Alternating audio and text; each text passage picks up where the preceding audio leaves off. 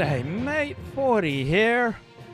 So, great news. Last night I decided to become an expert on Iran, one of the most cited, most praised, most referenced books right now about Iran is called Iran's Grand Strategy, A Political History. It's published by an academic named Vali Nasr, and it came out last year. And so I'm listening to it on Audible, all eager to become an Iran expert. And he talks about how Iran is this growing power in the Middle East with this increasingly dominant axis of resistance, how the United States is exhausted and looking to exit the Middle East, which is just hilarious. It's just the very opposite of what's going on now. And I think it points to a much bigger issue, and that is claims of expertise. And expertise in international relations is not the same as expertise in biology or in some hard science. It functions much more like journalism. It functions much more like astrology. Why do people turn to astrology? Because they find comfort from it. And sovereigns throughout history have often turned to people who could provide them comfort. And so international relations doesn't seem to have that much predictive value. Instead, what it seems to do is create a narrative after the fact. And I think looking at international relations and the IR experts through the frame of how much of this is just astrology, how much of this is just people acting as diviners and pretending that they're able to read what's going on. I don't have a position on the Iran war, whether it's good or bad, because it's too complicated, too many variables. It's beyond my scope of understanding. But I am able to see nonsense, and all these IR experts making grand pronouncements. That's fine if you've got an impressive track record, but very few of them do have an impressive track record. So let's get clear that there are many levels of expertise, and some forms of expertise are much more valuable than other forms. Right, you got a plumbing problem that you don't know how to fix, and you pay a plumber to come over and fix your plumbing problem. That's a type of expertise that is valuable. If you have important tech developments or software developments or medical developments that save lives or make lives easier or revolutionize the economy, that is a valuable type of expertise. But it sure feels like most of the people making grand pronouncements about the Middle East right now are really good at making theatrical grand pronouncements, but not so good at conveying important truths. Not that I have important truths about what's going to happen in Iran, but I'm able to spot the nonsense. All right, my life may be a failure, but at least I see through the BS. And so I want to run through some of the leading cliches about what's happening in the Iran war right now. And because I'm not pro-war or anti-war, I'm able to stand back a little easier and give you my disinterested opinion on what's happening. I do have alliances. Most of my friends are probably American nationalists.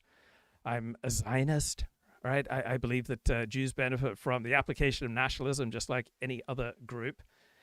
And I came to the United States in 1977, and soon after, Iran became a major thorn in the side of America.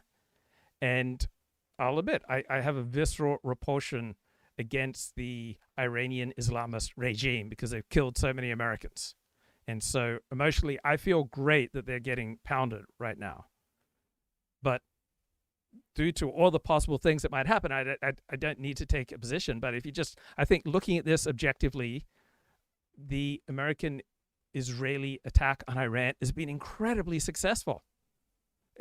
Beyond the wildest dreams of someone who supports the war. There haven't been any American casualties, to the best of my knowledge, in a week. In a week. No American casualties, only 6 American casualties overall. And there's only, to the best of my knowledge, been about 3 Israeli casualties in the past week. And that's interesting because I heard that Iran was incredibly formidable. As I was becoming an Iran expert, reading about Iran's grand strategy, I thought that Iran would have much more capacity to kill Americans and to kill Israelis than it does. And it sure seems like the axis of resistance is on the back foot. And Vali Nasr, in his book Iran's Grand Strategy, portrays Iran's proxy network as unstoppable, that Iran had built the most powerful non-state alliance system in the Middle East, Hezbollah, Hamas, Iraqi militias, Syrian regime, Houthis, but doesn't seem to have turned out that way. I mean, Hamas has been decimated, Hezbollah has been decimated, Syria's pro-Iran regime collapsed, and so the axis of resistance and Iran looks fragile. The whole Iranian deterrence aura has completely cracked, that America and Israel now have complete dominance in the air. The regional balance of power has flipped much faster than expected. Israel has regained the military initiative. Arab states are hedging away from Tehran. It's a completely different system than what these experts said. So Vali Nasr, John Hopkins professor, senior advisor to Richard Holbrooke in the State Department, frequent contributor to foreign affairs and other elite policy forums. Right, he's right in the middle of the foreign policy establishment, the blob. And they hate this war. They criticize it for being incoherent. And what's the end game? Because if Trump operating on his gut produces a more effective foreign policy than what the foreign policy establishment has been able to produce, then that must be absolutely devastating for their status. Right? The brave soldiers right now are not just those fighting on behalf of America and Israel. They are the endless. They are the live streamers like me who are offering our opinions and competing for status on who can most accurately decode what's happening in this war. Maybe more casualties to come. Earlier in the day in Doral, the president hosted leaders of 12 Latin American countries at the Shield of the Americas summit to strengthen U.S. influence in the region. He also called out Cuba once again, saying it is in its last moments of life. Here at home, gas prices continue to rise as the price of oil now hits $90 a barrel. The president has not said if he will tap the strategic petroleum reserves, but says prices will come down once this conflict is over. There's a lot of oil. We've got a lot of oil. Our country has a tremendous amount, and there's a lot of oil out there. That'll get healed very quickly. The president has now, Mike, ruled out sending in Kurdish fighters. He told reporters yesterday that it would only complicate matters even more. As for U.S. troops, he won't say either way. He's keeping that close to the vest, not saying one way or another if that is going to happen.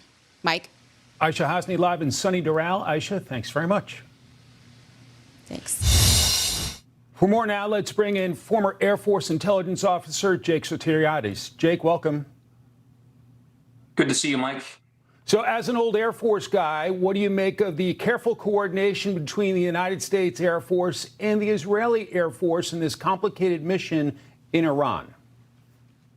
Well, Mike, I think it's nothing short of amazingly impressive. If you look at the sheer number of targets that have been taken out since the beginning of operations, the close coordination between the American and Israeli militaries, but also a real shout out to the brave men and women of the American intelligence community who are working behind the scenes to be able to pick targets, to identify critical nodes. And now you're seeing the campaign move into a phase of targeting critical infrastructure. I might say, though, we do have a little bit of a dilemma moving forward in that we are not striking, or the real goal is not to just decimate Iran's military. We are actually fighting Iran's ideological power network. And that means the network between the population elites and institutions within Iran that has been entrenched for over 40 years. And so the question is, to what extent can these strikes apply enough pressure to disrupt or fracture elements of that network so that we can get to our desired objectives? Jake, as you know, there's a debate over whether U.S. boots on the ground will be needed. What are the limits of air power? Mike, this is really the critical question right now. Obviously, the air campaign thus far, the military campaign, has been very, very effective. We've struck an amazing number of targets. So one of the less useful cliches we're hearing about this war is the limits of air power. We really don't know what the limits of air power are, given that we have a whole new level of air power now, including drones. And so what Israel and the United States can do with quote unquote air power that now includes drone is not knowable.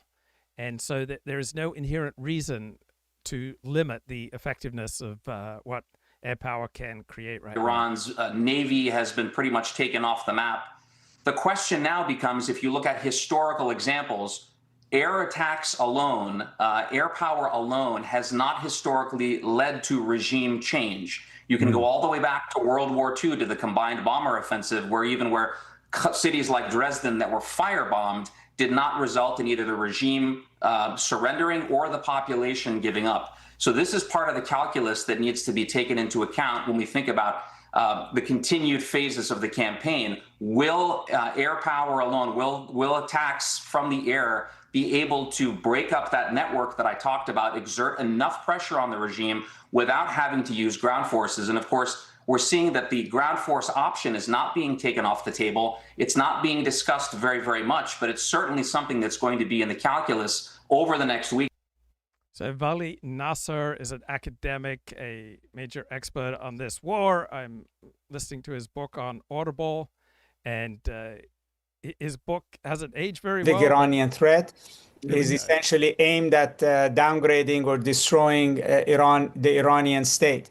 Right. And President Trump also similarly said yesterday that it will take Iran 10 years just to build back. So it is a campaign that is not directed at military targets. It's directed at state and society. And that's a bit surprising that the U.S. has embarked on this kind of a war after it said that it was done with these kinds of wars in the Middle East.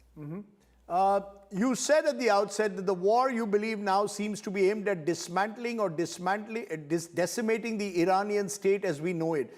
Do you believe that the Iranian state, the Islamic State of Iran that was set up, this Islamic Republic in 1979, can this present regime of the Ayatollahs be dismantled so easily? Do you see that happening?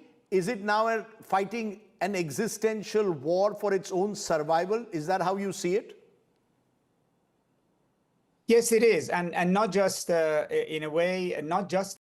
So his book came out and said that Iran was dominating the Middle East as America was withdrawing because America was so exhausted. And he was describing the elite consensus from about 2011 to 2024. So that elite consensus has completely collapsed. So for 15 years, the dominant view in Washington among the elites that America was strategically exhausted by the Middle East and it needed to pivot to Asia. Right? You ever heard of the term pivot to Asia? Well, instead, we've pivoted to South America and we've pivoted to the Middle East. And the international relations experts aren't doing too well, right? They look pretty ridiculous with their claims that America was leaving the Middle East and that Iran's proxy system was dominant.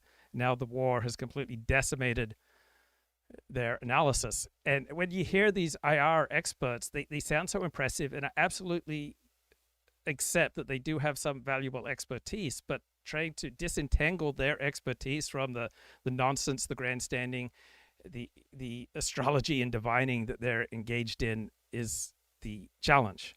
And so international relations, it feels a lot more like journalism, like astrology, like divining, rather than any useful expertise. And a lot of people in the field agree with me, right? It looks like astrology with footnotes. It does not have a great track record. Virtually no IR experts, including John Mearsheimer, predicted the collapse of the Soviet Union, the Arab Spring, Russia invading Ukraine in 2022, October 7, or the current Iran war escalation. So what these international relations experts offer is not accurate predictions, right? They offer narratives. They offer stories that are useful to people with money and power. They create these structures of thinking about what's going on in the world. So I remember when in 1988 I came down with what felt like the flu, but then it went on month after month after month. And a year later, when I got a diagnosis of chronic fatigue syndrome, it felt so relieving. It just took all this tension and worry and concern and dissipated it, because at least now I had a narrative, now I had a name, now I had a diagnosis. And that's what international relations provides to people with power and money. It gives them a way of thinking about what's happening that may or may not be accurate. So chronic fatigue syndrome may not have been what was ailing me, but that I had a name for it, that I had a narrative, that I had a way to understand what was happening really helped me, whether or not it was true. And so there are just so many variables when people do things like go to war that clean models of international relations don't really work out very well. IR experts are trying to infer intentions from thin evidence, and the field has these strong career incentives for making grand theories. Right? Saying this is unpredictable does not get you tenure or a book contract. Producing sweeping frameworks does. Right? The field relies heavily on personal judgment disguised as expertise and formal theory. Right? They build all these mental models from their years of reading and their abilities to recognize patterns, and then they wrap their feelings in academic language. They remind me a lot of philosophers who seem to often start out with their own feelings about reality and then look for fancy academic ways of phrasing that. Now, IR has some modest use, right? It can explain, for example, why nuclear states avoid direct war, why weaker states rely on proxies, why sanctions often fail to topple regimes, why authoritarian regimes fall when elites defect, right? What it does not do well is timing. So perhaps it works better like seismology than astrology. Experts in geology are not particularly effective at predicting earthquakes. But after the earthquake happens, then they can explain what happened. So IR experts and geologists, talking about experts, they do have some expertise with the structure, right? Iran's proxy network, or Israel's intolerance for a nuclear breakout by Iran, or the shadow war between US and Iran, or the deterrence factor. Right, but they're not very good at predicting specific chains of events that produce a crisis. So IR experts tend to drift into storytelling. The regime, but also the country is fighting an existential war. One may think that, that sounds an exaggeration, but Iranians are worried about a scenario like Syria, in other words, complete chaos, disorder, state failure. When President Trump says he's going to arm Kurdish forces to fight separatist battles in Iran, most Iranians have memories of the 19th century when the large parts of Iran broke off under British and Russian pressure, and then Iran was occupied and almost lost its northern provinces to Stalin's army. So these ideas of disintegration of Iran are not theoretical to Iranians. And so they see, and also the state. So let's go to the chat. If this is just and good for Jews to do, meaning the state of Israel has gone to war with Iran, then why do Jews condemn what the Nazis did? Well, Jews would say the Nazis didn't go to war with a particular nation when they launched the Holocaust. They were going to war with civilians. If might makes right, then don't complain when might is used on you. Everybody justifies and comes up with rationalizations and explanations for why their tribe is correct and other tribes, their enemies, are evil. So the enemies of Jews do this, Israel does this, Iran does this, Democrats, Republicans, every tribe, every group has all these numerous rationalizations and narratives for why their particular group is righteous and other groups are unrighteous. So there's nothing particularly Jewish about this. We did not evolve to seek global truths. There's no evolutionary reproductive advantage usually in seeking global truths unless it leads to increased status, which leads to increased resources, which then confer a reproductive advantage. But other than that, we are evolved to live in a tribe and to make arguments about why our tribe is great and why our enemies are horrible. So those are the incentives that are embedded in our genetics by millions of years of evolution. And these incentives operate just as much on Jews as they do on non-Jews. Even beyond the regime in Iran is essentially a structure embedded in Iranian society and the nation state. So degradation of the state is different from decapitation of the regime. Right. So when you go after hospitals, schools, roads, bridges, yesterday a stadium was destroyed in Iran, then that's essentially... So one thing that IR experts, international relations experts, offer that is probably a useful frame on when does a regime crack and collapse, it's when there is dissension among its elites. And right now, there's apparently very little evidence that the Iranian regime is cracking. That seems that on the ground, that the regime supporters are still operating, they're still reigning, they still keep the people in check. But when it happens, when the Iranian regime does collapse, if it does collapse, it will happen very rapidly. There's no way that this Islamist regime will hold on indefinitely, because most of the people of Iran hate it. So when you've got 80% of the population opposed to you, there are severe limits on how long you can last. Because in my opinion, we are very much in the beginning phases of this campaign, and I think it's going to last a long time longer. Democrats have their criticisms. I want to play a clip from Senator Chris Murphy, and I will get you to react to it. This is already a war that is becoming an ongoing disaster. It gets worse if the president is talking about putting ground forces in. You're talking at that point about dozens, if not hundreds, of new American. So there's a comment in the chat on Rumble right now that we're in a perpetual war. Well, we've been in a undeclared war with Iran since 1979. They took Americans hostage. They've killed over 1,000 Americans. They funded, trained, supported, and directed Hezbollah to blow up a Marines barracks in 1983 that killed over 250 Americans. So this Iranian Islamist regime is responsible for over 1,000 American casualties. So we've had an undeclared war going on with Iran for a long time. Now the war has been made explicit. American casualties. If you don't actually succeed in putting a new leader inside that country, they'll just be able to rebuild that capacity as soon as American forces are gone. So this is a $1 billion waste of money every single day. In your view, is there any reason for that level of pessimism?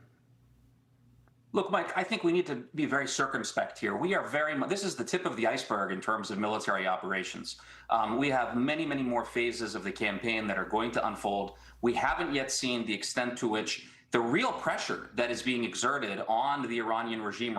So when I got that diagnosis of chronic fatigue syndrome, I loved it. It was very valuable for me. It made me feel better. And that didn't have anything to do with it being true. Right? It just felt true.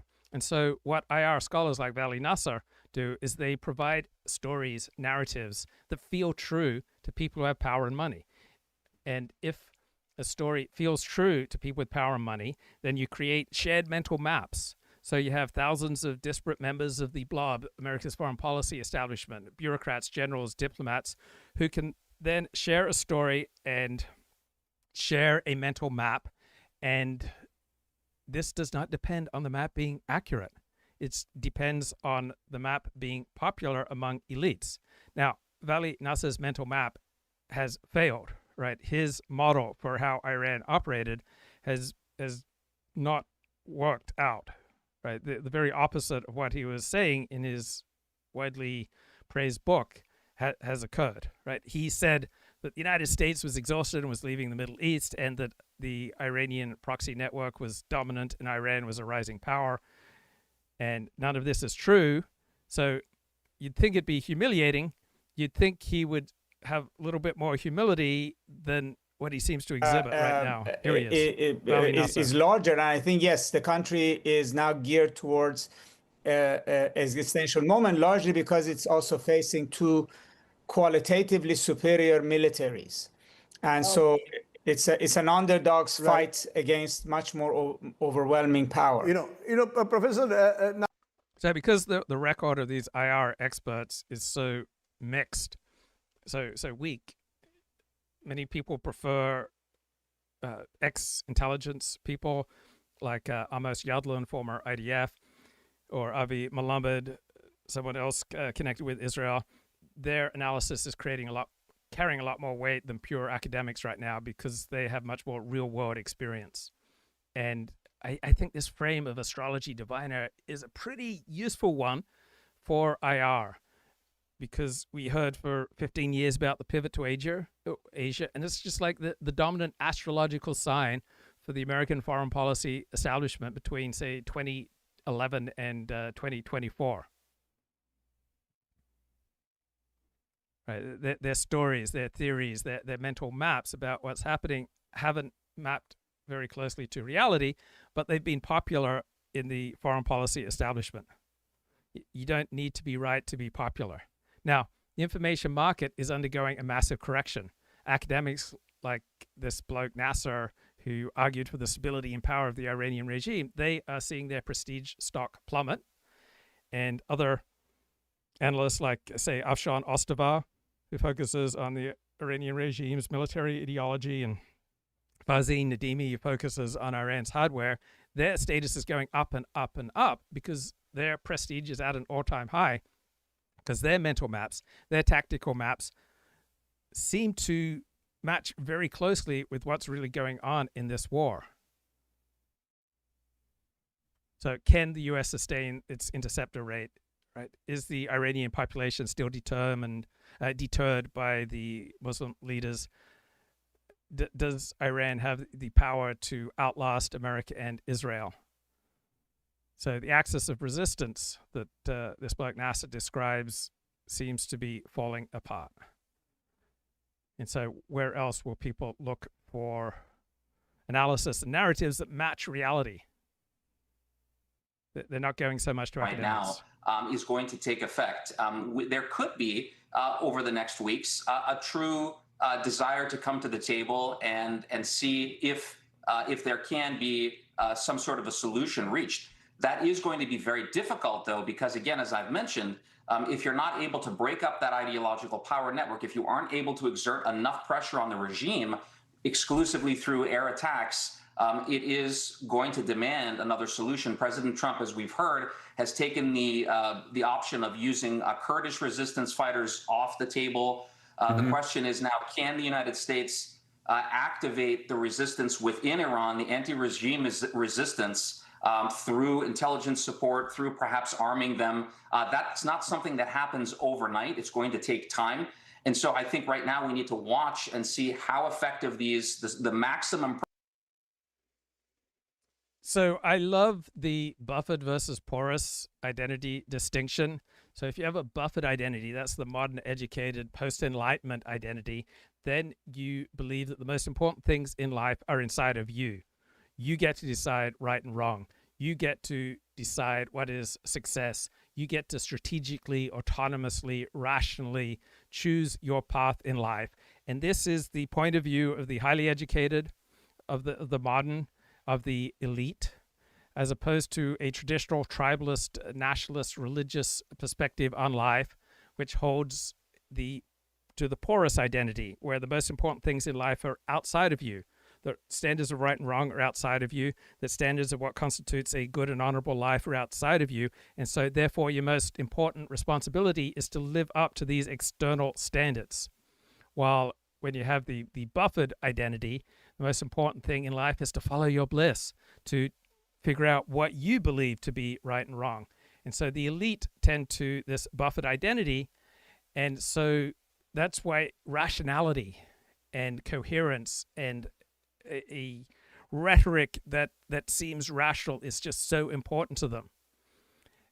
Now, I was born in 1966. I'm 59 years of age. And I remember in the run-up to the 1991 Gulf War, the first Gulf War, that the dominant media frame was this was going to be a disaster, that Iraq had a formidable military force, that this would create thousands of American casualties, and then the coalition led by America just rolled over the Iraqi military, just decimated them.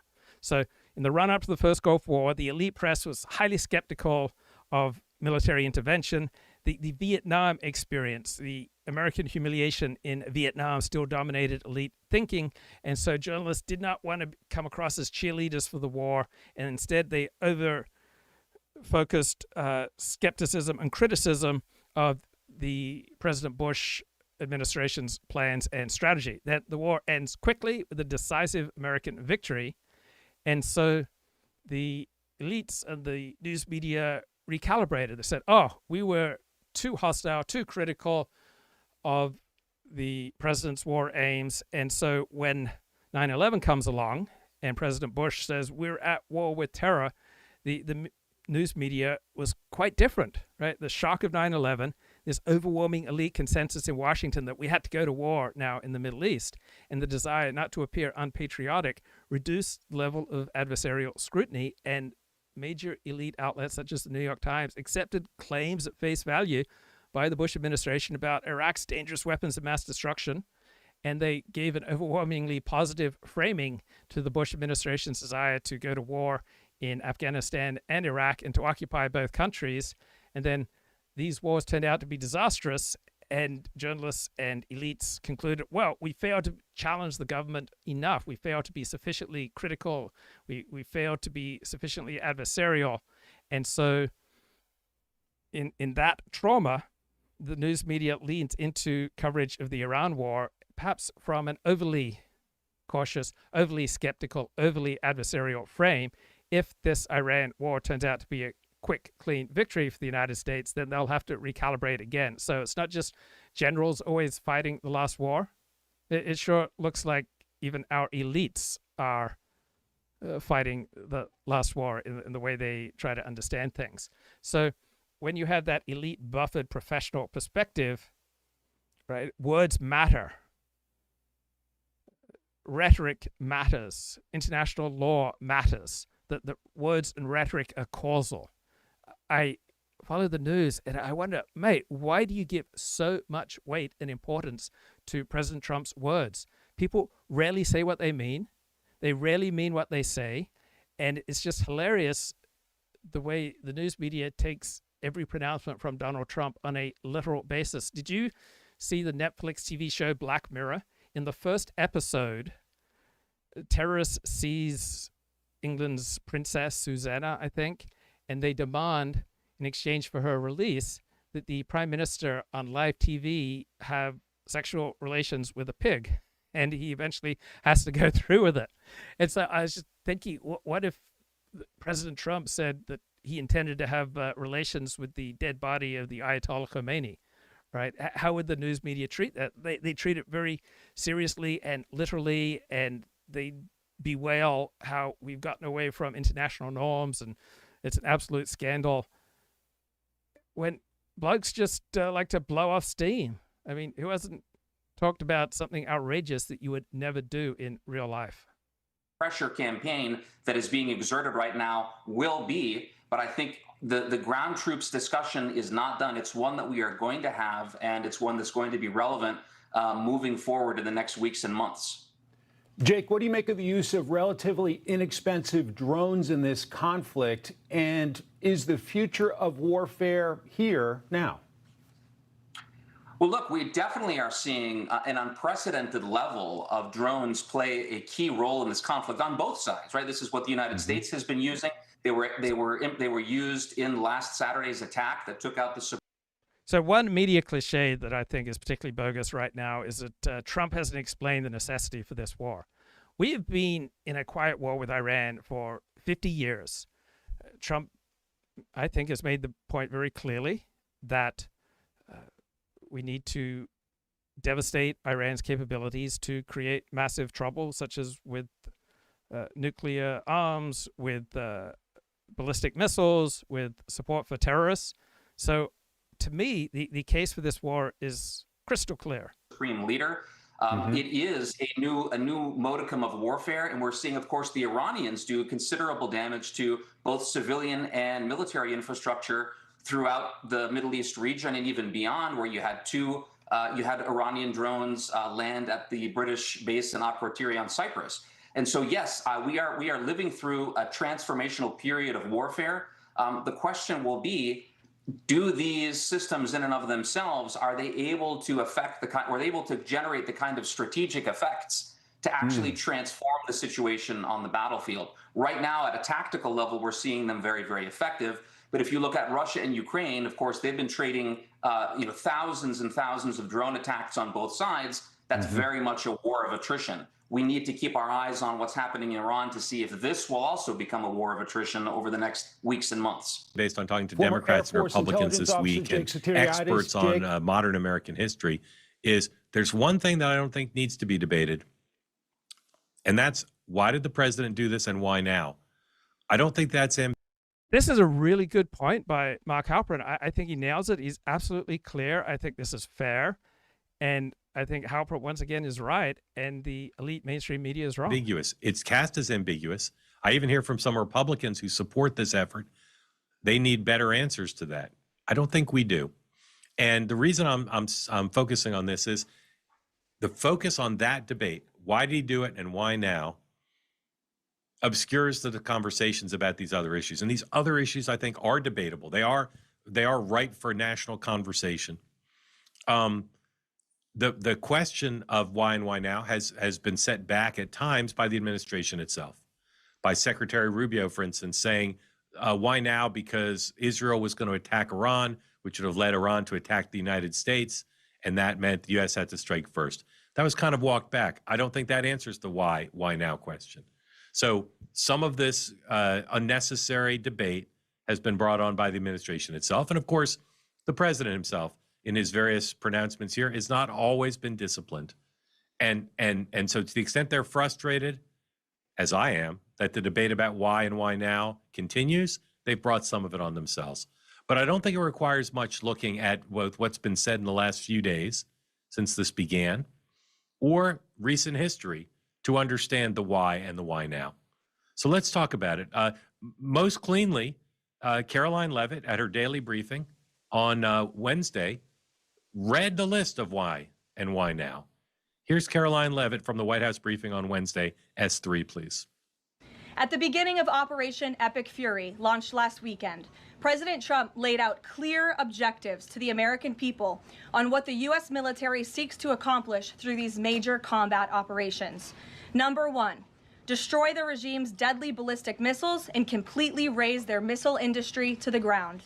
Number two, annihilate the Iranian regime's navy. And so far, we have destroyed more than 20 Iranian ships, including their top submarine last night, using a torpedo for the first time since World War II.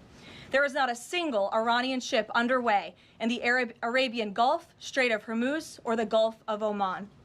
Number three, Operation Epic Fury will ensure the regime's terrorist proxies in the region can no longer destabilize the region or the free world and attack our armed forces. And thus far, Iran's proxies are hardly putting up a fight. Number four, this mission will guarantee that Iran can never obtain a nuclear weapon. Okay, that laid out very clearly from the... Yes, I think Halperin is right. The Trump administration's reason for going to war are quite clear. Let's have a look at the chat. I don't think that 9/11 truthers are onto anything, but I understand that they create exciting stories, but they don't create stories that have much grounding in fact. I don't believe that this war has absolutely anything to do with Jeffrey Epstein. Donald Trump has been quite hostile towards Iran since the 1970s. He has supported the use of American military force to humiliate Iran since the 1970s.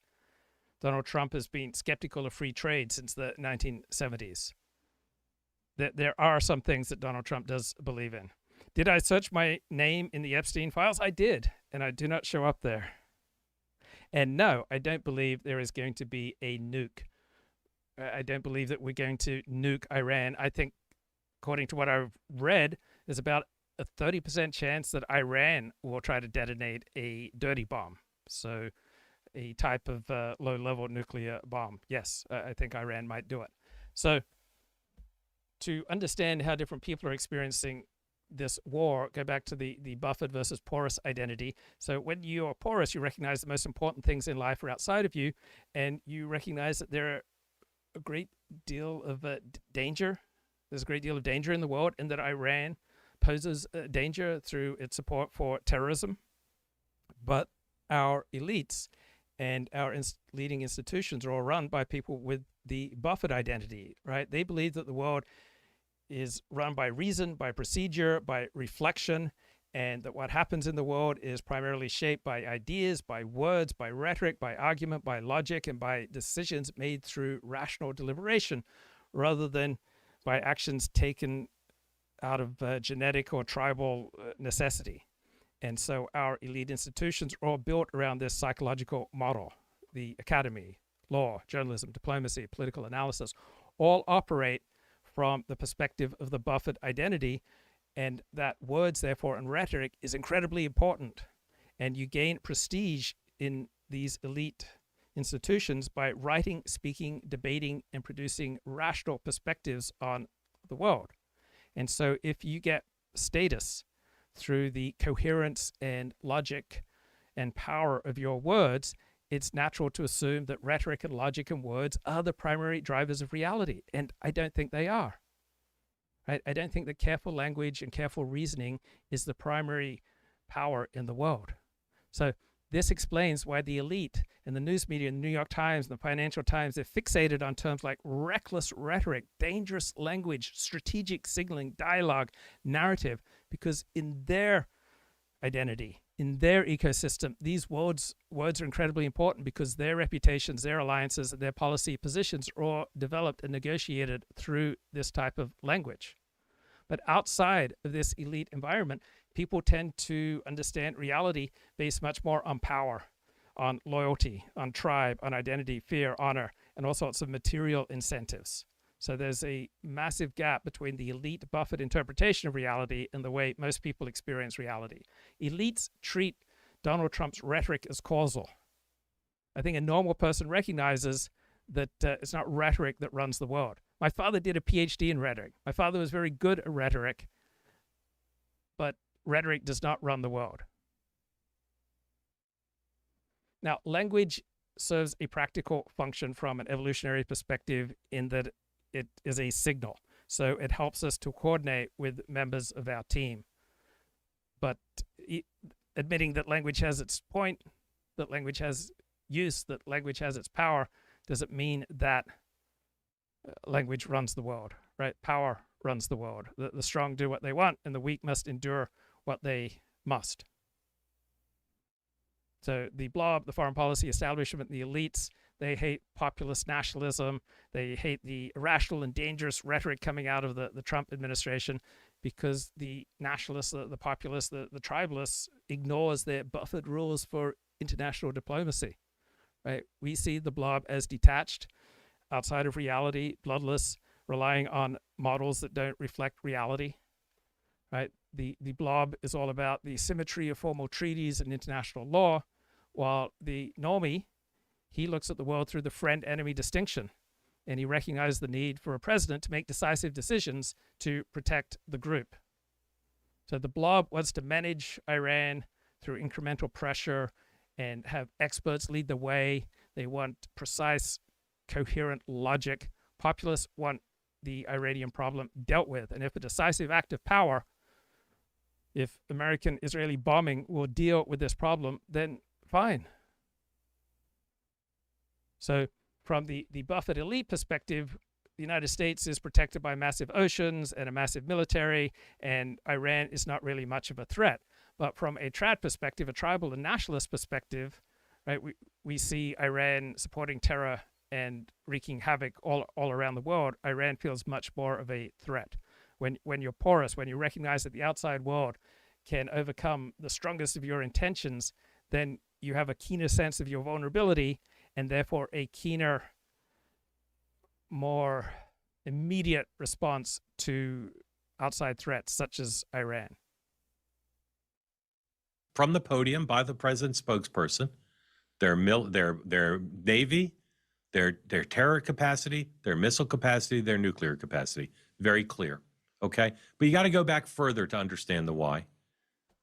Donald Trump, almost 50 years ago, in a television interview, product of his times. If you were an adult during the Iranian hostage crisis at the end of the Carter administration, you look at Iran as an evil country. You look at the leaders of Iran as radical extremists, religious fundamentalists who want to do damage to the United States. And if you're like Donald Trump, you look at them as someone who humiliated, embarrassed, went to war with the United States by taking Americans hostage, and you never forgot it. Here's Donald Trump talking about his feelings about Iran and the hostage. So I was about 14, 15 during the Iran hostage crisis, and I have pretty much the same reaction as Trump. Crisis in an interview with Rona Barrett, 1980, S7, please. When you get the respect of the other countries, then the other countries tend to do a little bit as you do, and you can create the right attitudes. The Iranian situation is a case in point. That they hold our hostages is just absolutely and totally ridiculous that this country sits back and allows a country such as Iran to hold our hostages, to my way of thinking, is a horror. And I don't think they'd do it with other countries. Obviously, there are very strong arguments against Donald Trump in general, many of his policies. There are very strong arguments against the Iran war. It is not a strong argument to say that Trump hasn't explained why we are at war with Iran. Advocating that we should have gone in there with troops, etc., and brought our boys out. I absolutely feel that, yes. I don't think there's any question, and there's no question in my mind. I think right now would be an oil-rich nation, and I believe that we should have done it, and I'm very disappointed that we didn't do it, and I don't think anybody would have held us in abeyance. I don't think anybody would have been angry with us, and we had every right to do it at the time. There are things about Donald Trump that are inconsistent and shambolic, right? But the issues that Donald Trump ran for president on in 2016, 2020, and 2024 are almost entirely issues he talked about all the way back almost 50 years ago, 1980. Okay? Since 1980, maybe earlier, but since 1980, Donald Trump's had a very clear view about Iran. They're an evil country, and the only way to deal with them is with force. Okay? So that lays the predicate to say why? Because Donald Trump believes that you cannot allow the Iranians to walk over the United States or threaten the United States. Notice Mark Halperin using the word predicate, right? Unnecessarily complicated, fancy word there. Why do elites love these fancy, highfalutin terms like predicate? I want to get into that. But first, think back to the second Gulf War, 2003. The stated pretext was to find and destroy Saddam Hussein's weapons of mass destruction.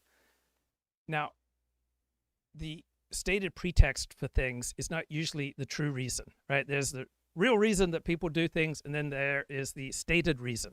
So we did not primarily go to war in Iraq in 2003 to find and destroy Saddam Hussein's weapons of mass destruction. That argument was politically useful, but the Bush administration wasn't so stupid as to invade on that basis. They just put that argument forward.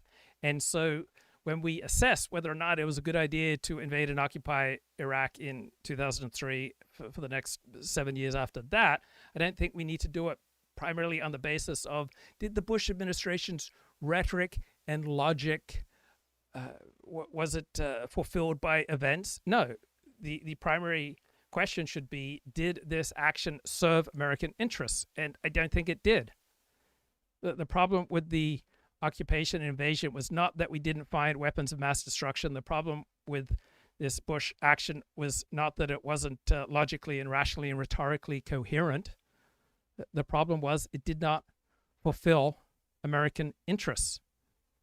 Elites put way too much importance on words, on logic, and rhetoric, right? Because they use rhetoric as a tool of mobilization within their social class, right? To create a symmetry between their members of their particular tribe. But power, blind power, and facts on the ground, to me, are much more important than the rhetoric and the coherence and the philosophy and the beauty of the words. Moral language can be quite useful to coordinate your group, to coordinate your tribe, but we should not get confused between the signal, the moral language, and the reality. This moral language is a way to organize the tribe. It's not reality. The map is a reflection of reality. The map is not reality itself. In every one of his presidential campaigns, you can find plenty of examples of where Donald Trump made it clear Iran cannot have nuclear weapons. Combining a nuclear power with an evil power was intolerable for the United States. Here's one. We could show you clips from all three of his presidential campaigns, but here's one from his 2020 race when he was running for re-election. This is S9, please.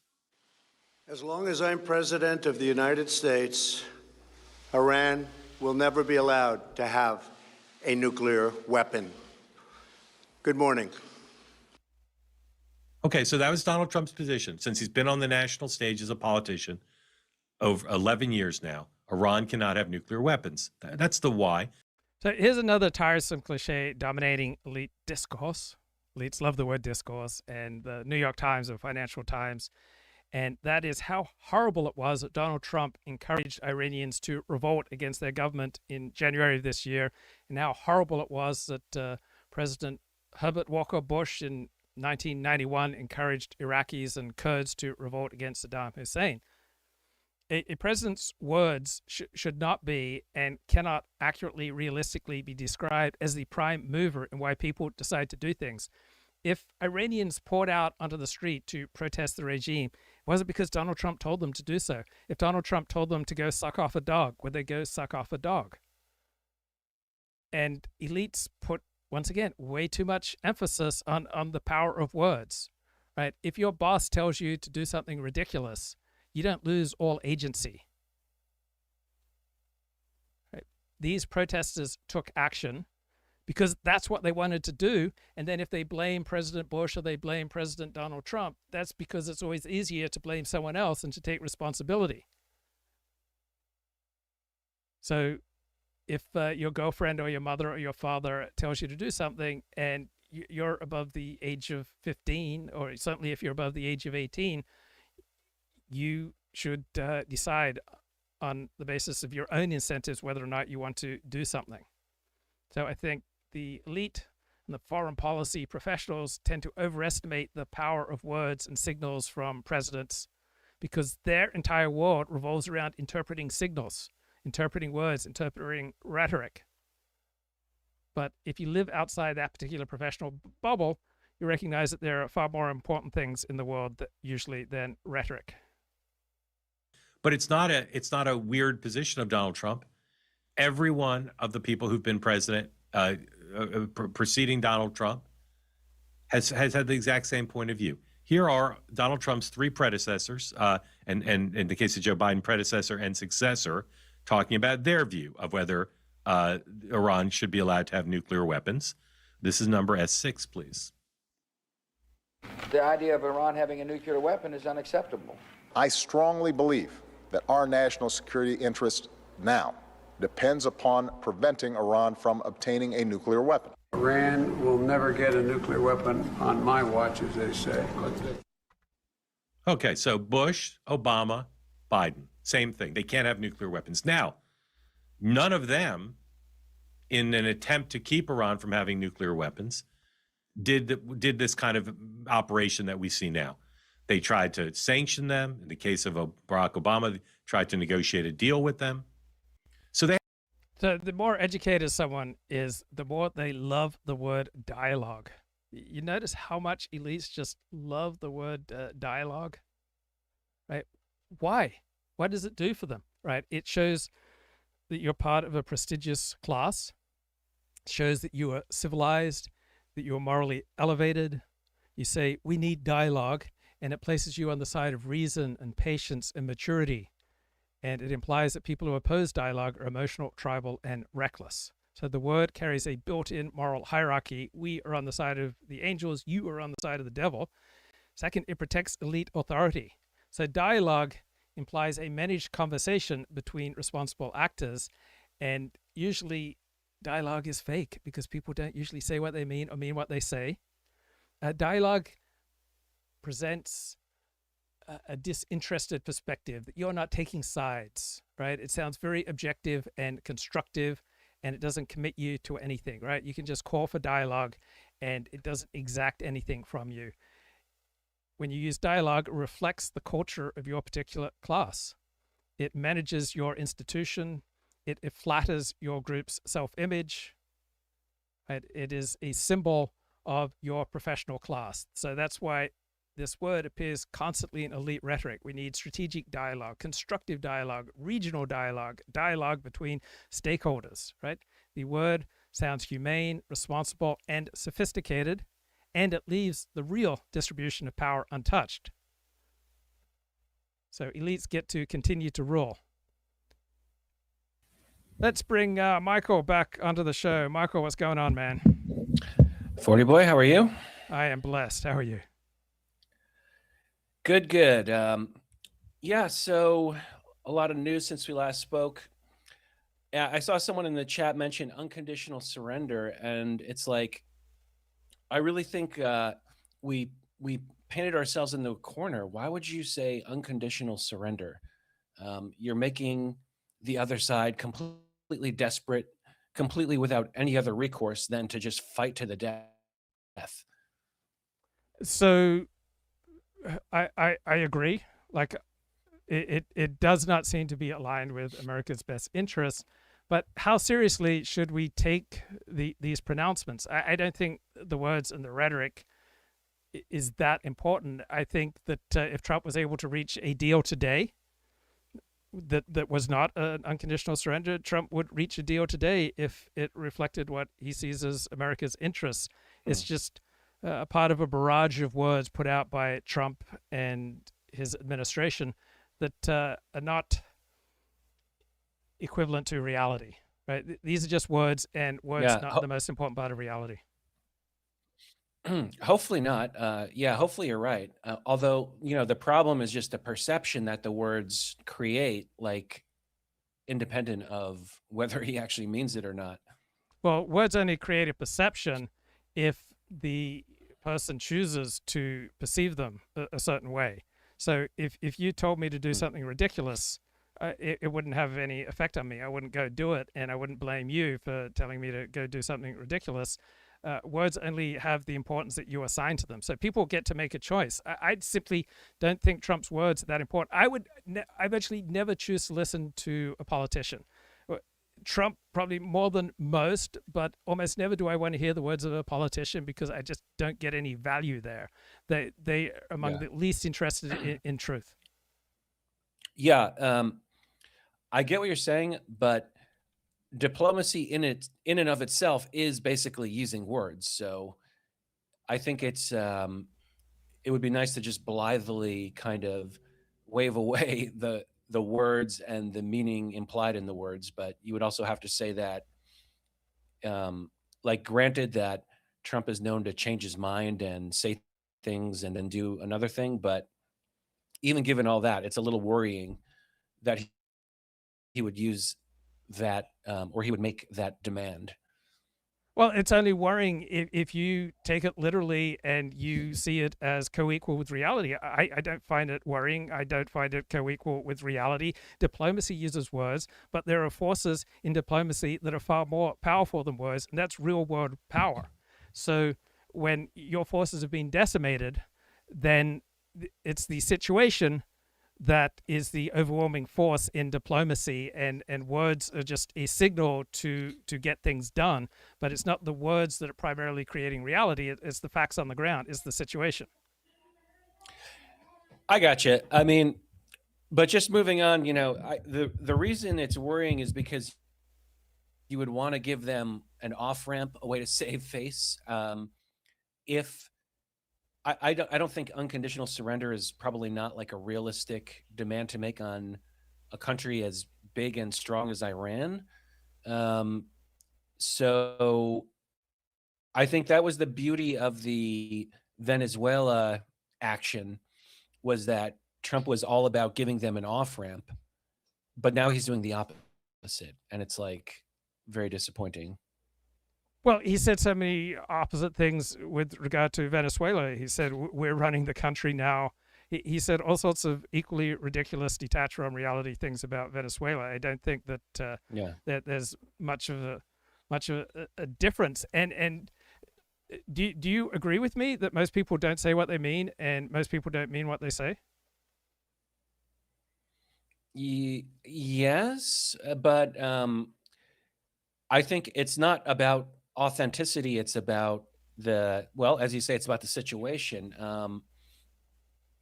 And it would have been, I have to think someone else put that idea in his head, like we need unconditional surrender. Also, but just moving on from that particular aspect of it, what was I going to say? Okay. So I know we've been at war with Iran for 47 years, supposedly, but wouldn't it have been good to wait for when and if they would actually attack us, rather than this rather than this ridiculous excuse that Marco Rubio gave for the attack? Again, you put far more emphasis on rationality, logic, coherence, and putting together a platform or a structure that sounds good as opposed to real world results. If an attack that sounds incoherent and is say more difficult to rhetorically justify is more effective than an attack that is logically and rhetorically coherent and philosophically coherent, but not as real world effective, I'm much more interested in real world results. So I judge this attack and this war primarily on the basis of, does it serve America's interests? And I am undecided on that question. I don't have a position on whether or not this attack is good. What I do have a position on is that real world results are far more important than logic and rhetoric and coherence. So I don't really care if it would have been easier to rhetorically support or easier to make a case for if we'd waited until this or that. What I'm primarily concerned about is, does this advance America's interests or does this hurt America's interests? And rhetorical framing matters, but it doesn't matter 50 times as much as real world results. Well, it matters to the extent that you want the actual people to understand and support what you're doing. I would argue that having the country behind a military action is not just like irrelevant kind of rhetoric. So that's like a huge missing piece, is that literally no one understands why we're in this war, why we attacked Iran, except for people in the kind of Fox News bubble who are very confident of the reasons why. But it really otherwise kind of defies explanation. And that's why Marco Rubio's little soundbite was so funny, is because that just encapsulates the whole conflict. Right. So I would say that if this war is successful, it doesn't matter. And if this war is unsuccessful, what you just talked about doesn't matter. That the facts on the ground, the reality of the situation, and the degree to which this war advances or detracts from American interests will be far more important than the rhetorical framing and the popularity. The popularity with the American people will follow the results. If the results are bad, it will be unpopular. If the results are good, it will be popular. I don't even understand what would be a good result at this point. Like, we're not going to gain territory in Iran, or are we going to like enjoy the spoils of Iran? I don't think so. So it's all very abstract as to how we might benefit, but the costs are a lot easier to wrap your head around. So, okay, here's one clear benefit: fewer dead Americans. Yeah. Well, I mean, and that brings me back to, and just to give like a historical example, FDR really wanted to get involved in World War II. He wanted to help Britain, and we did the Lend-Lease and little subtle ways and financially that we helped them. But although he wanted to, he did not declare war on Germany. He did not get us directly involved in the conflict until Pearl Harbor. So I think, and you would have to say that in that regard, FDR comported himself honorably. And it was very clear to everybody in the country, okay, we were attacked, now we're in the war. Like even Charles Lindbergh was on board at that point.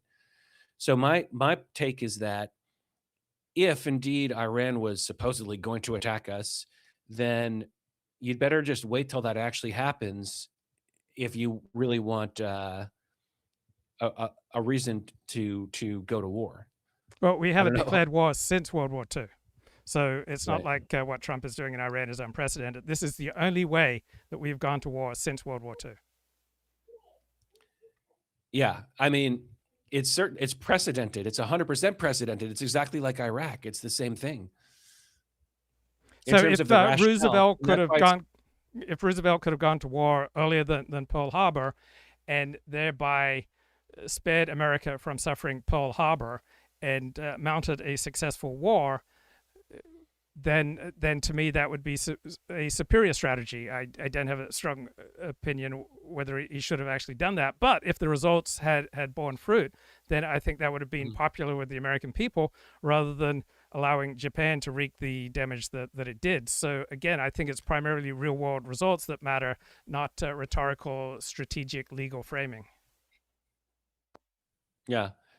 I think it would have been a lot more controversial, and we'd probably still be debating about it. And you still have some people like Pat Buchanan says we should have never entered World War II, or, but to me, it just made the justification very clear, a lot less controversial.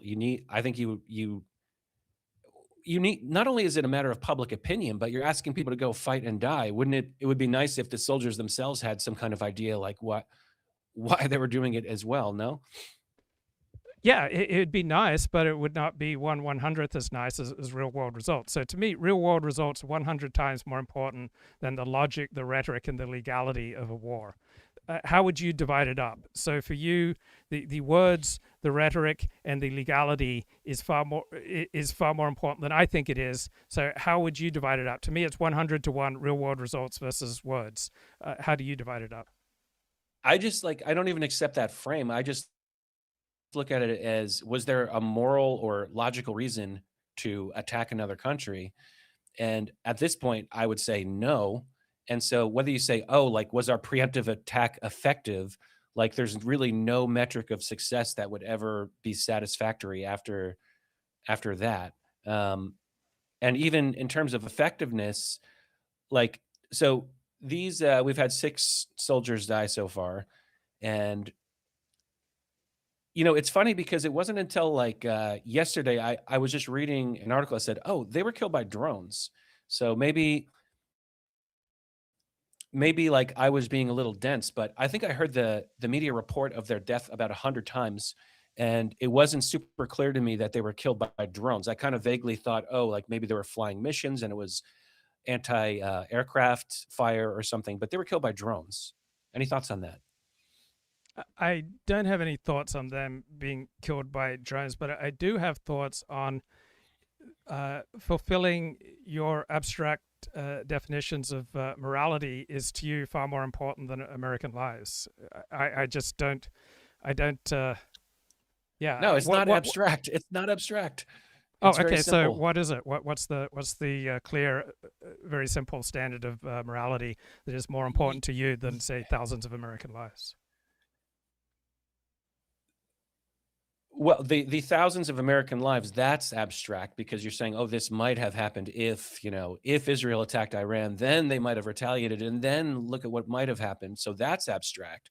What's very simple is that, yeah, like even in everyday life, like you can sometimes be aggressive and you can sometimes use force, but it would only be justified if someone else attacked you. You don't just attack someone else for no reason. So we were not attacked by Iran, except these examples from so if Iran killed our Marines in the 1980s, then perhaps that would have been the time to go to war, not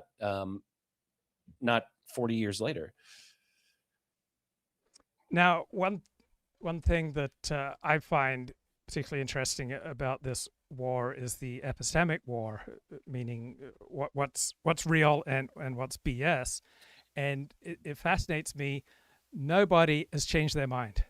All the people who didn't want this war are just as opposed as they were prior to the war. Everyone who was open or supportive is just as open and supportive. I can't find one thoughtful, intellectual expert who has changed his mind on the war. Everybody is seeing exactly what they saw prior to the start of the war. True. And I was willing to change my mind about the Venezuela action. At first blush, that did not seem like a very attractive military action. But afterwards, it's like, hey, I mean, that was amazing. Like, that was all benefit, very impressive. And for a minute, I was like, is Trump a genius? Like, is he a military genius? And so he himself, I think, started to believe his own hype. And that's why we're in this mess. Right? Right. Very possible. And I think there's a very strong critique of Donald Trump that he's acting on his gut and he's not listening to experts. On the other hand, experts have not been particularly expert in directing American foreign policy since about 1992. Overall, American foreign policy since 1992 has done more harm to the United States than good. It's just been a whole series of disasters. And so yes, criticize or critique, point out the weaknesses of Trump operating on his gut, but then you have to frame it against following expert consensus as being a disaster since 1992. So, sure, Trump, many reasons to criticize him, but the established way of doing things has not been successful either. Well, apparently who he listened to was Mark Levin. That's according to, I can never get this guy's name, Sobran Amari. You correct me. Sohrab. I think it's Sohrab Amari. Okay, sorry, Soran. So that's a writer who now works at Unheard, and I think he used to be at American Conservative. And he says that he has sources in the administration that say that Trump was talking to Mark Levin prior to this invasion. So don't blame, although Marco Rubio was like caught on tape looking ridiculous, don't blame Marco Rubio because it wasn't necessarily his idea. So it was Marco Trump Levin's listens to idea. everyone. Like Trump in a meeting will ask the secretary her opinion. So do you seriously think that the prime mover behind Trump going to war was Mark Levin? Apparently. I think, apparently Trump fell into a trap, and I think now his enemies are very amused by the stupidity of this decision. So the media is putatively against this war because Trump did it. And so, they're not that against it. They're not that upset, are they? Well, they do have an incentive to celebrate American victories and American firepower. Just the visuals are stunning. And so they are conditioned to support American troops when America goes to war. So they hate Trump. Two, they are generally aligned with American soldiers when they go to war, and they do want to celebrate and present the stunning visuals of the devastating effect of the American military. So there was a shift in. I've been tracking elite reaction to the war. That's been my primary focus. So the initial elite reaction was this will be a disaster. Then very quickly, the military success of the war forced a pivot to criticizing Trump on the lack of rhetorical coherence. And so elites shifted very quickly from saying this will be a disaster, hundreds and thousands of Americans are going to die, and we're going to lose our aircraft carriers, and it's just going to be an epic destruction. They shifted out of that within the first couple of days of the war to, yes, there have been all these military successes, but the rationale is not legal, it's not humane, it's not coherent. Yeah. So there was a very quick rhetorical pivot by the elite in reaction to the fighting. Okay. But I think the media kind of has a point in this one instance. And so, as I say, they're against it. It's a way to attack Trump. It's a way to try to help the Democrats, obviously. But they're not, it's not like when we tried to deport Kilmar Obrega Garcia. Like, they were pissed then. Now they're just kind of like they have an intellectual quibble with the rationale. And they're right. They're totally right. So actually, this is one of those times where the media, perhaps due to not the most noble intentions, but the critique that they're making to me is fine. And I think they're amused that Trump walked into this trap, and now it's going to be very easy to pick it apart. And the Republicans are possibly going to lose power because of it. And the media is happy to help in that process, while along the way, not being entirely displeased by the outcome. So I find it hilarious that the news media and foreign policy elites take what Trump says seriously and literally. But you share that perspective. You believe that if Donald Trump says, for example, he wants to have relations with the Ayatollah's dead body, that should be something treated seriously and literally.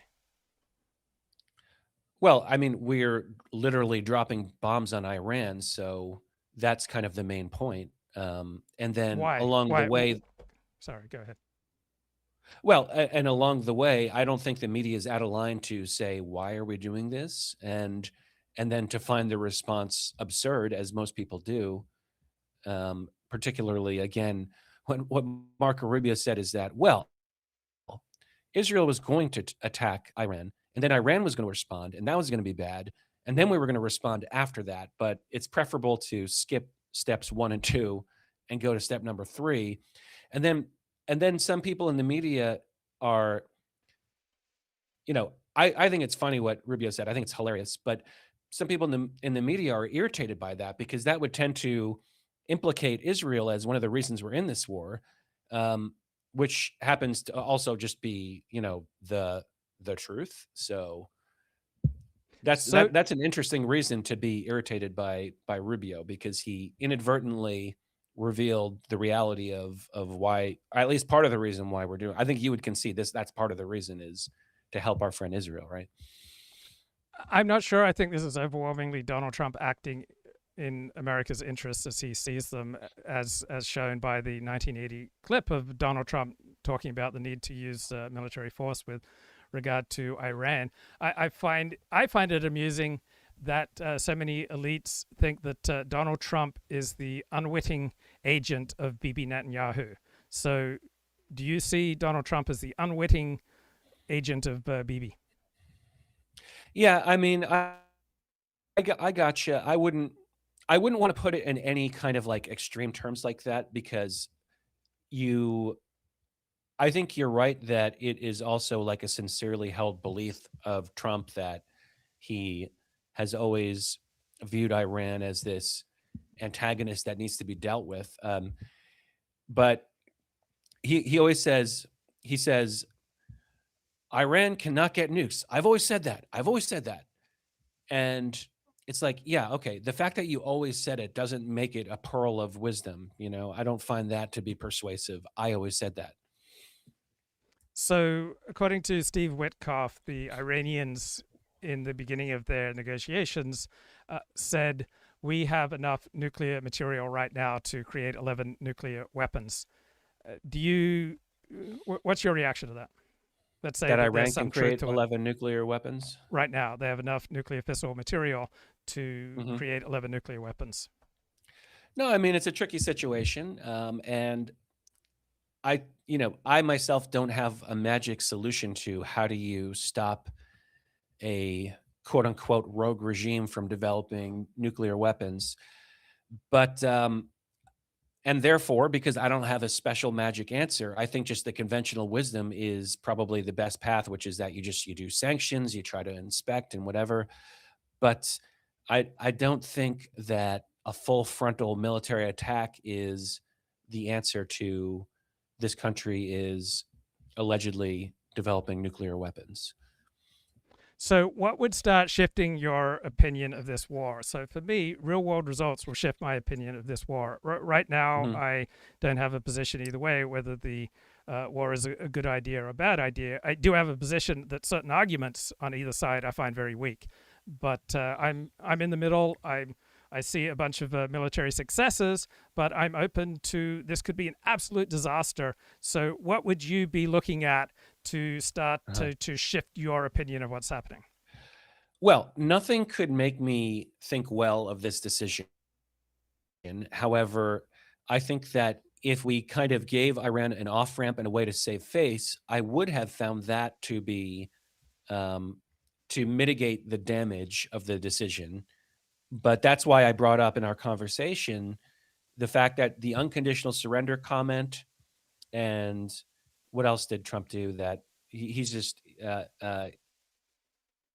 making it impossible to have an off-ramp. So that's my answer. There's nothing, basically. Interesting. And that's because why is it that no real world results matter to you? Why no real world results could shift your reaction to this war? Why? Because we have nothing to gain. We have nothing to benefit. It doesn't benefit us. So Iran, let's say Iran has 11 nuclear weapons and is on the verge of creating intercontinental ballistic missiles that can hit the United States with some of those nuclear weapons. How is that not a concern for you?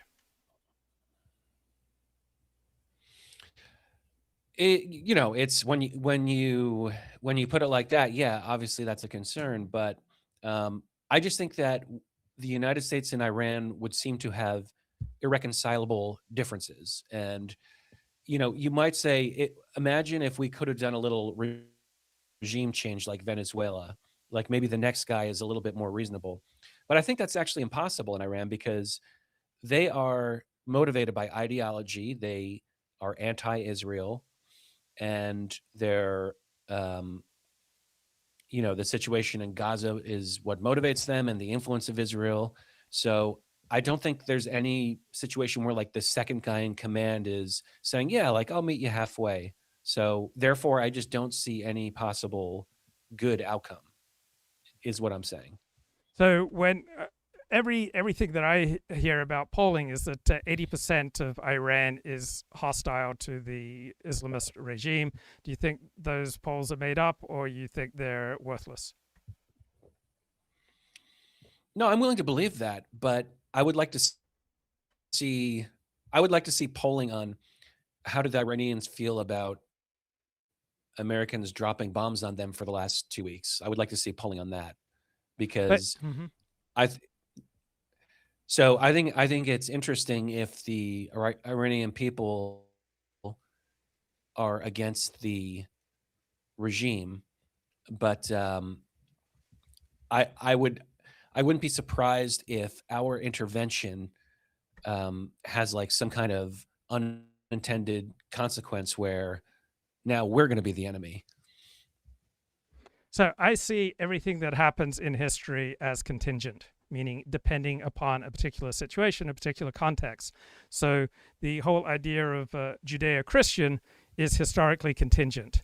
American support for Israel is historically contingent. And the Islamist regime, I see, is historically contingent. There are a particular set of circumstances that allow Islamists to take control of Iran, but I don't see that it's marked out by the will of heaven that they will reign indefinitely. Why do you think that a highly unpopular Islamist regime will just rule Iran indefinitely? I don't know. That's above my pay grade. I mean, but what? So how does that naturally change that a country is under a repressive, unpopular government? Like, what is a solution that doesn't involve U.S. bombing you to smithereens to unconditional surrender? I would throw that to you. Not being argumentative, but no, honestly, it's fine. It's a great question, and I think there's absolutely no way that this regime persists, even if America did nothing. That eventually this regime will fall on the weight of the contradiction that it's highly unpopular and it's been very ineffective at providing for its people. And so the regime is going to fall, even if there was no American attack or not. The question is, how much damage will it do to American interests prior to falling? I think it's possible that the regime falls more rapidly due to this American attack. It's also possible that the regime stays in power longer than it otherwise would. But the Iranian regime, just like the Israeli ruling political coalition or the American ruling political coalition, they're all historically contingent. They all depend on factors. This is the analogy that I've fallen in love with in the past 24 hours. Fire. Fire requires fuel. If you don't provide certain fuel, you cannot have fire. A regime, to have power, requires fuel. It requires certain ingredients. When those ingredients change, that regime can no longer govern. I don't know the exact ingredients that allow the Islamist regime to govern, but I understand that everything that happens requires ingredients. It requires a situation with certain ingredients. You change those ingredients, you change the situation, and what was taken for granted no longer exists. So certain things happened, and communism fell in Eastern Europe and in Russia. And no one foresaw it, but it happened because certain ingredients changed. And so certain ingredients will change and power will realign, whether it's in the United States, Israel, France, or Iran. Well, I mean, yeah, that would be the perfect example I was kind of grasping for, is how communism fell in Eastern Europe. So sometimes it just happens. And by the way, isn't Netanyahu like 80% disapproval in Israel? No, what is the Iran war has over 80% approval in Israel. Netanyahu had very low approval after 10/7. Right now, I don't think it's clear whether he'd get reelected or not. So let's say he probably has somewhere. Yeah. Sorry, go ahead. I hope the Israelis are approving of this war which I would argue is on their behalf. So I can appreciate. I appreciate that they at least appreciate Donald Trump and Israel. That's at least there's some gratitude. Well, most Republicans support the war. Yeah, it's true. Tell me about it.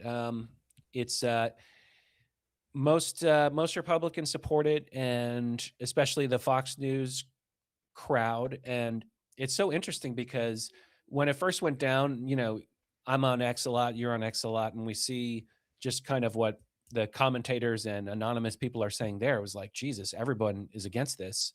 But then you go on Facebook, I make content, and Michael M. History Channel is very popular on Facebook, believe it or not. That's like it's blowing my biggest up. platform, right?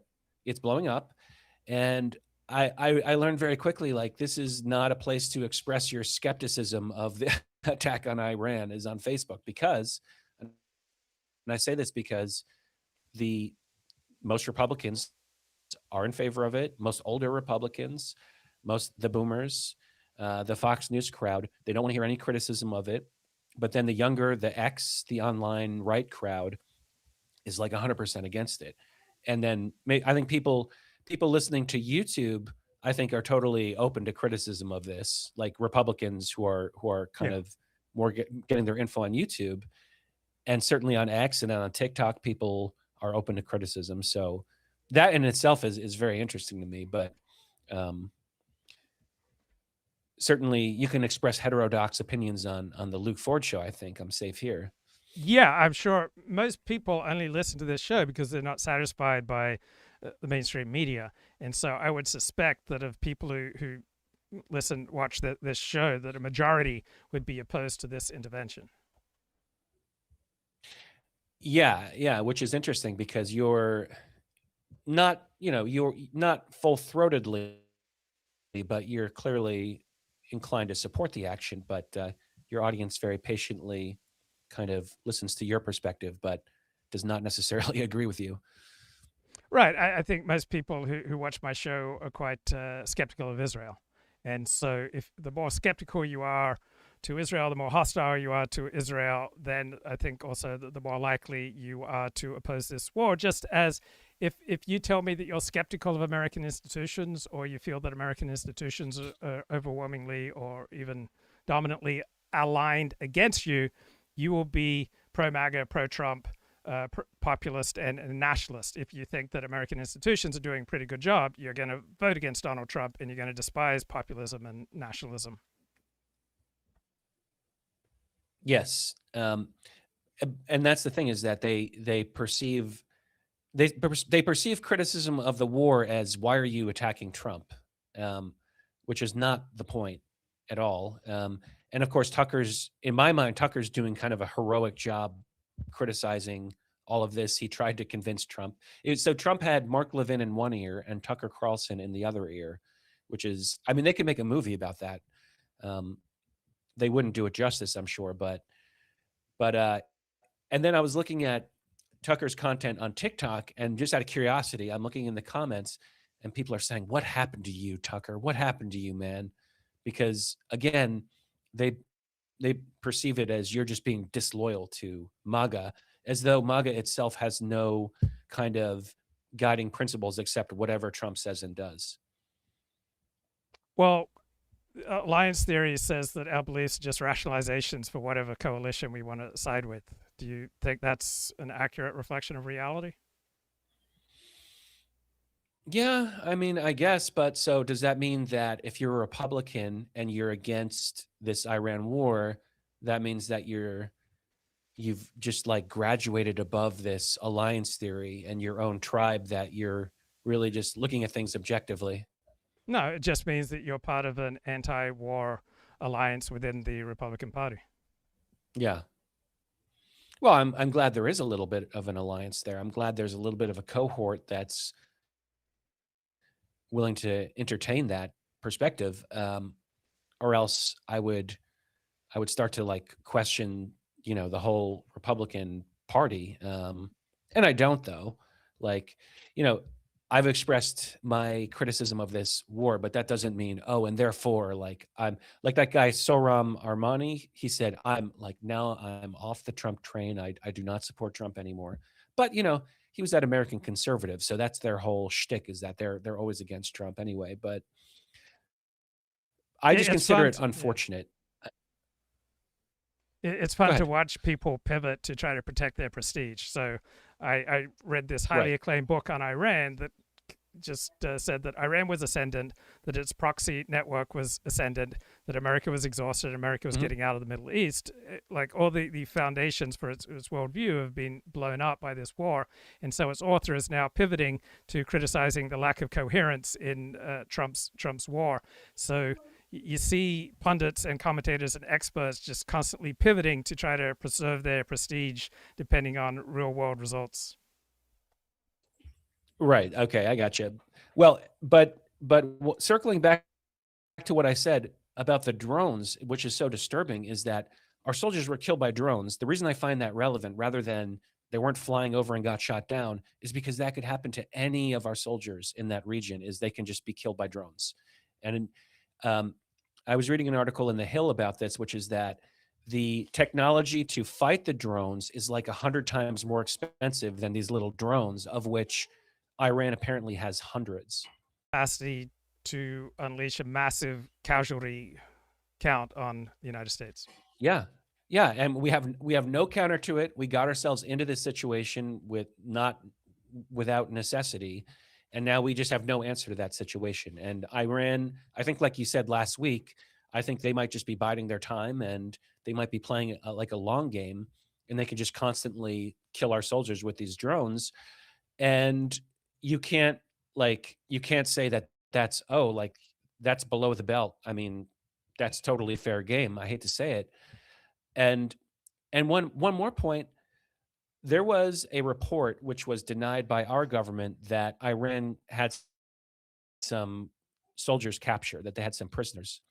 And so maybe that didn't happen, but imagine if that did happen, which conceivably could happen, probably will happen, that if Iran captures some of our soldiers, what obligation are they to act honorably towards our soldiers? Like, have we conducted ourselves honorably towards them? Well, what constitutes honor depends entirely on the subjective nature of any individual's hero system. There's no objective definition of honor. Well, we assassinated their leader, their head of state. Is that? I don't think that's like according to the rule book of wars, is it? You think there is an objective understanding of honor rather than it being a subjective understanding. I think there's your hero system. Like I see nothing dishonorable about assassinating Khomeini, who was responsible for the deaths of hundreds of Americans. So I think it was a wonderful, great, the most honorable thing possible. But you think it was clearly dishonorable. I think I don't love it. I mean, I just think it sets a very dangerous precedent. I mean, what if like someone tries to assassinate Trump? I mean, that would be tit for tat. So what was I going to say?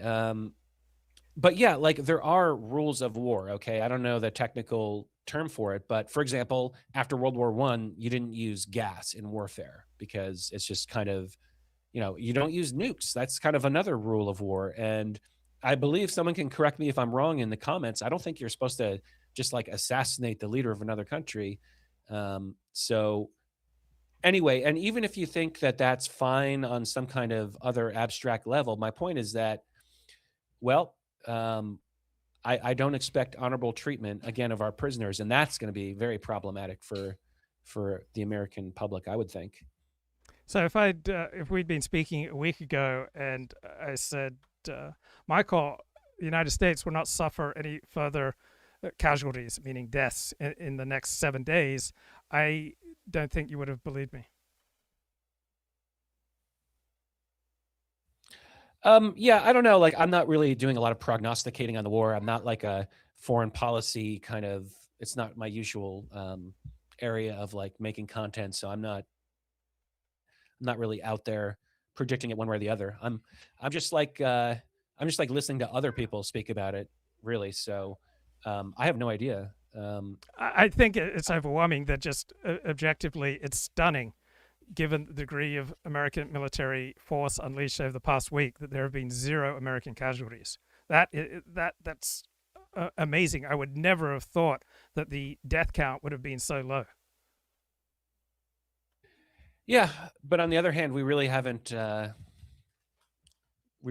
don't know what we've accomplished, but I think we've accomplished a lot in this conversation, 40. So okay, thanks for having me on, and it was a very gentlemanly debate, wasn't it? Yes, because we are gentlemen. Indeed. We're men of honor, bro.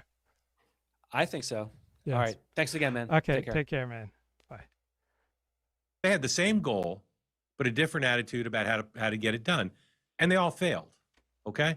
Now, some people who are supporters of the Obama deal say it succeeded in the short term, but no, Iran still has nuclear weapons and not on a path to nuclear weapons, still state sponsor of terror, still a navy, still ballistic missiles, okay? Still a threat to Americans and our allies around the world. But not everybody differs from Donald Trump on the question of how to deal with this, that the only way to deal with this is through the use of force. Here's one person who, at least in 2008, agreed with Donald Trump about the way to deal with Iran's threats to the United States and its allies. Here's Hillary Clinton in an interview in 2008. S5, please.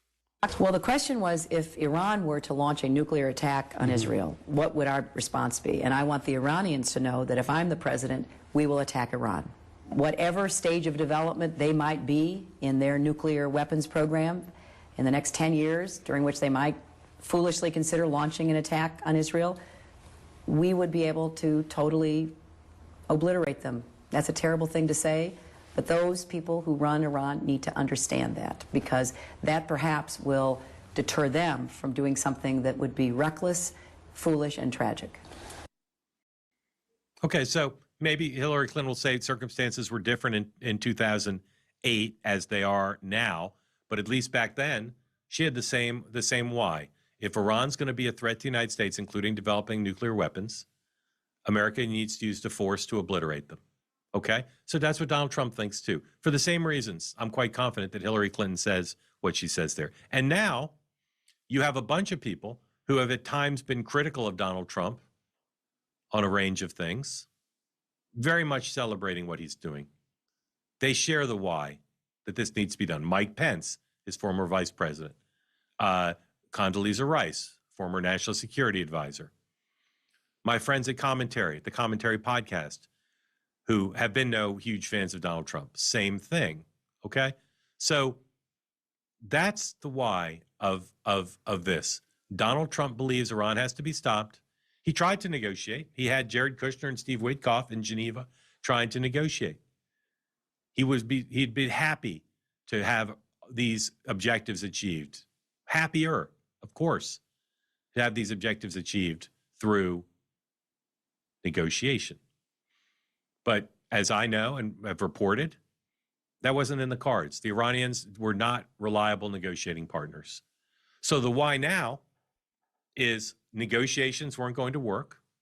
The why now is the Iranian people recently rose up and went into the streets. The president said, in the view of many rightfully, that America would have their back. The why now is his presidency's only got 3 more years to go. At some point, Donald Trump.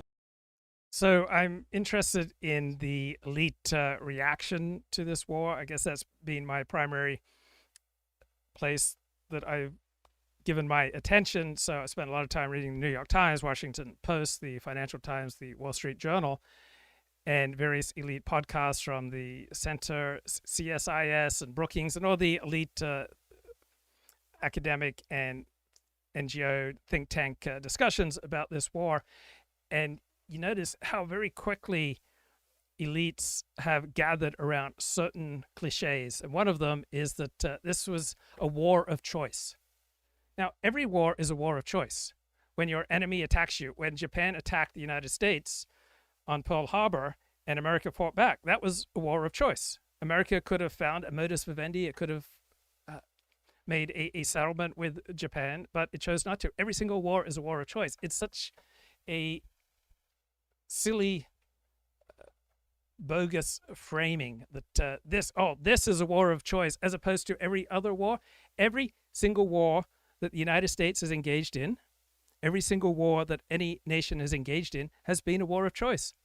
Every nation has the ability to give up or to negotiate or to try to bribe or to hire proxies. Every single war is a war of choice. It's such a ridiculous framing. And the person who came up with it and pushes it the most is Richard Haass. And why does he love this particular framing, that this is a war of choice? Because he wrote a book with that title. And so it's good for his status to get his fellow elites to call this a war of choice. Downed in Kuwait, though the pilot seems to have escaped. And Richard Haass, I mean, I'm talking to people in the White House who are certainly pleased with the military objectives so far. And Joe's right at the top of the show. Venezuela is the driving force behind all of this. That was such a success. It has inspired President Trump to believe he can do the same here. There's some who already think Cuba could be next.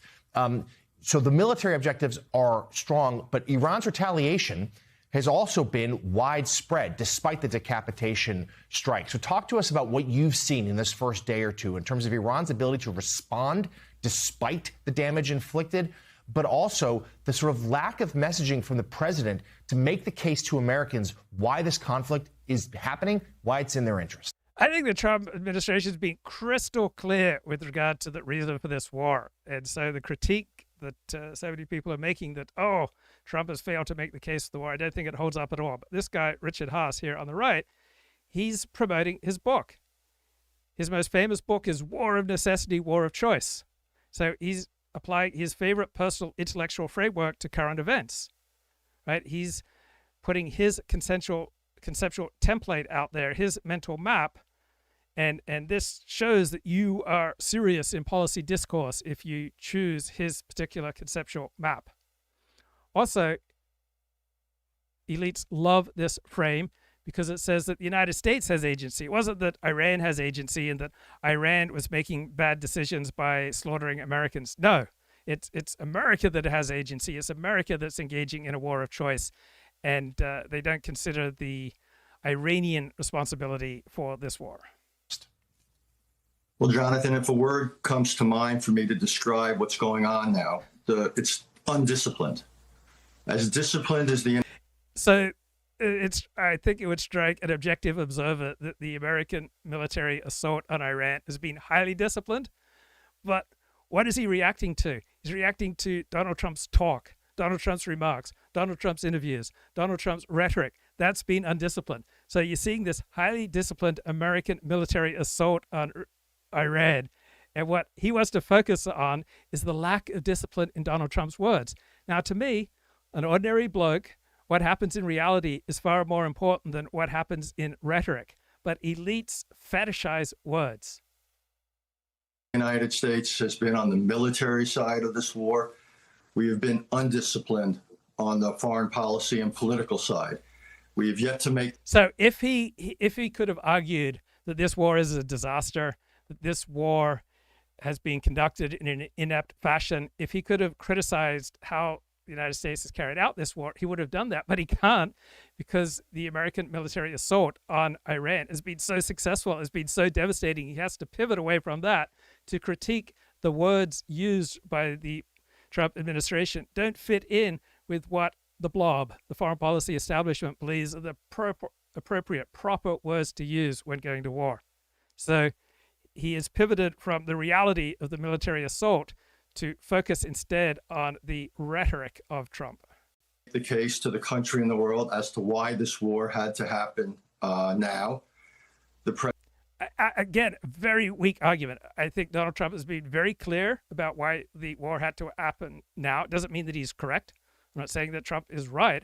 I'm saying that his arguments are being crystal clear, and you have to effectively be blinded by Trump derangement syndrome not to recognize how clear the Trump administration has been in explaining why we are at war.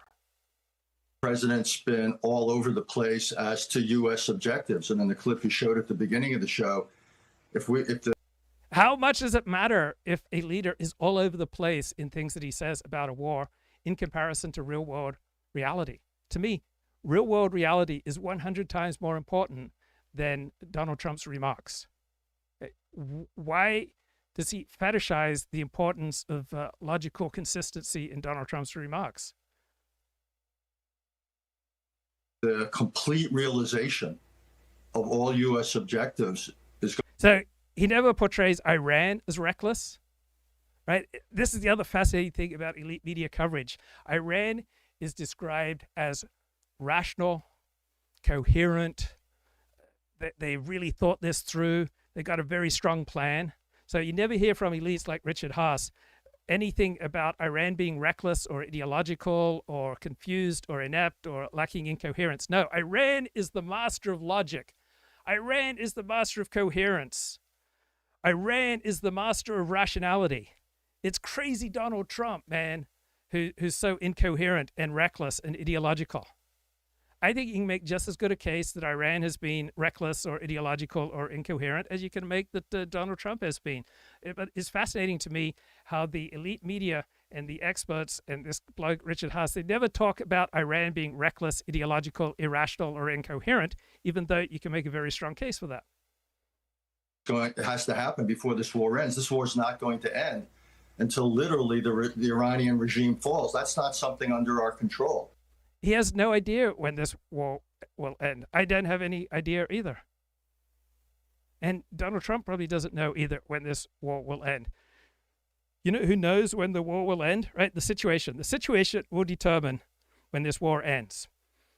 Everything requires fuel. Everything requires ingredients. For me to feel happy, that requires certain ingredients. For me to feel powerful, that requires certain ingredients. For nations to go to war, that requires certain ingredients. For nations to end war, that requires other ingredients. So when the ingredients change, the war will end. That might not just be a question of days or weeks. That could be months or years. So for these experts, conflicts are about rhetoric. They're about rationally bargaining. It's about following procedures and protocols. The one key reason that elites are so angry about this Trump war is that he didn't follow the process. He didn't follow the procedure. He didn't bow down to their expertise. He didn't follow their advice. And that's where the Venezuela parallel comes in. This shows to me a profound misunderstanding of the... And he profoundly understands, right? Donald Trump profoundly misunderstands, but Iran profoundly understands, right? This bloke claims that he profoundly understands, even though he doesn't have an impressive track record, right? This guy, much of his work is the equivalent of an astrologer to the sovereign, right? He is just putting out stories and narratives and mental maps that don't match reality, but they serve the interests of the foreign policy establishment. But he puts himself forward as the one who profoundly understands. The DNA of Iran, the degree... This guy is not an Iran expert, right? This guy does not understand the DNA of Iran. Of institutionalization of political, clerical, ideological leadership. Institutionalization of political, clerical, ideological leadership. I mean, this is how the elites speak. It sounds objective. It sounds profound. It sounds important. And astrologers and diviners in the past, they also were able to sound profound and important. And economists will put forward very mathematized theories that sound profound and objective. But these theories and these words are not necessarily truthful. Just because something sounds profound doesn't mean it is. Like, to an extent, this guy is just another sense maker, astrologer, diviner, putting forward some story that feels good to a certain group of people, but has no necessary connection to truth. Hundreds of thousands of people in the security forces, both the Revolutionary Guards as well as the militia. So to think that somehow So this guy's class, this guy's peer group, right, the blob, the foreign policy establishment, right, they believe that America has to negotiate, right, has to negotiate nuclear limits, missile constraints, proxy activities, sanctions relief. Everything needs to follow the process that they operate, that they run, that they are the masters of. So he is appealing for status and power and trying to make that argument. You should be listening to me and follow the process that people like me run. Now, the process that people like Richard Haass has run has not been very good over the past 30 years. So there's no objective reason why Donald Trump's gut is superior or inferior to the blob's established process. It's unclear. The two situations are in any way analogous or parallel is frightening to me. So again, this is another thing that it leads to, oh, they're frightened.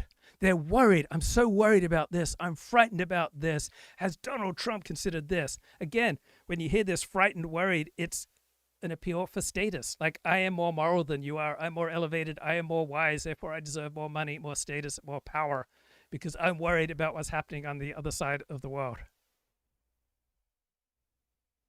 Right, this guy ran the Council on Foreign Relations for 20 years, which is the key coordination hub for the blob, for elites across government, media, finance, and academia.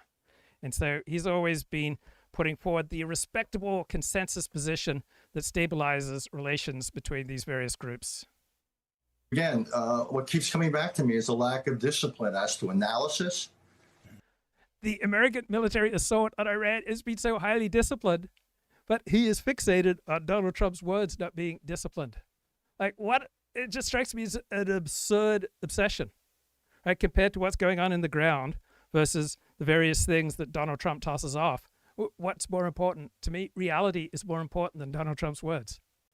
As to making the case for why we're doing this, and above all now. So elites like Haass, they love nuance. That shows that you're a good person, that you're a wise person. They love to be subtle. They want to be procedural. He didn't follow the procedure. That's the problem. He didn't follow the process. Right now, following the process of following the procedure leads to more status and power for people like the speaker.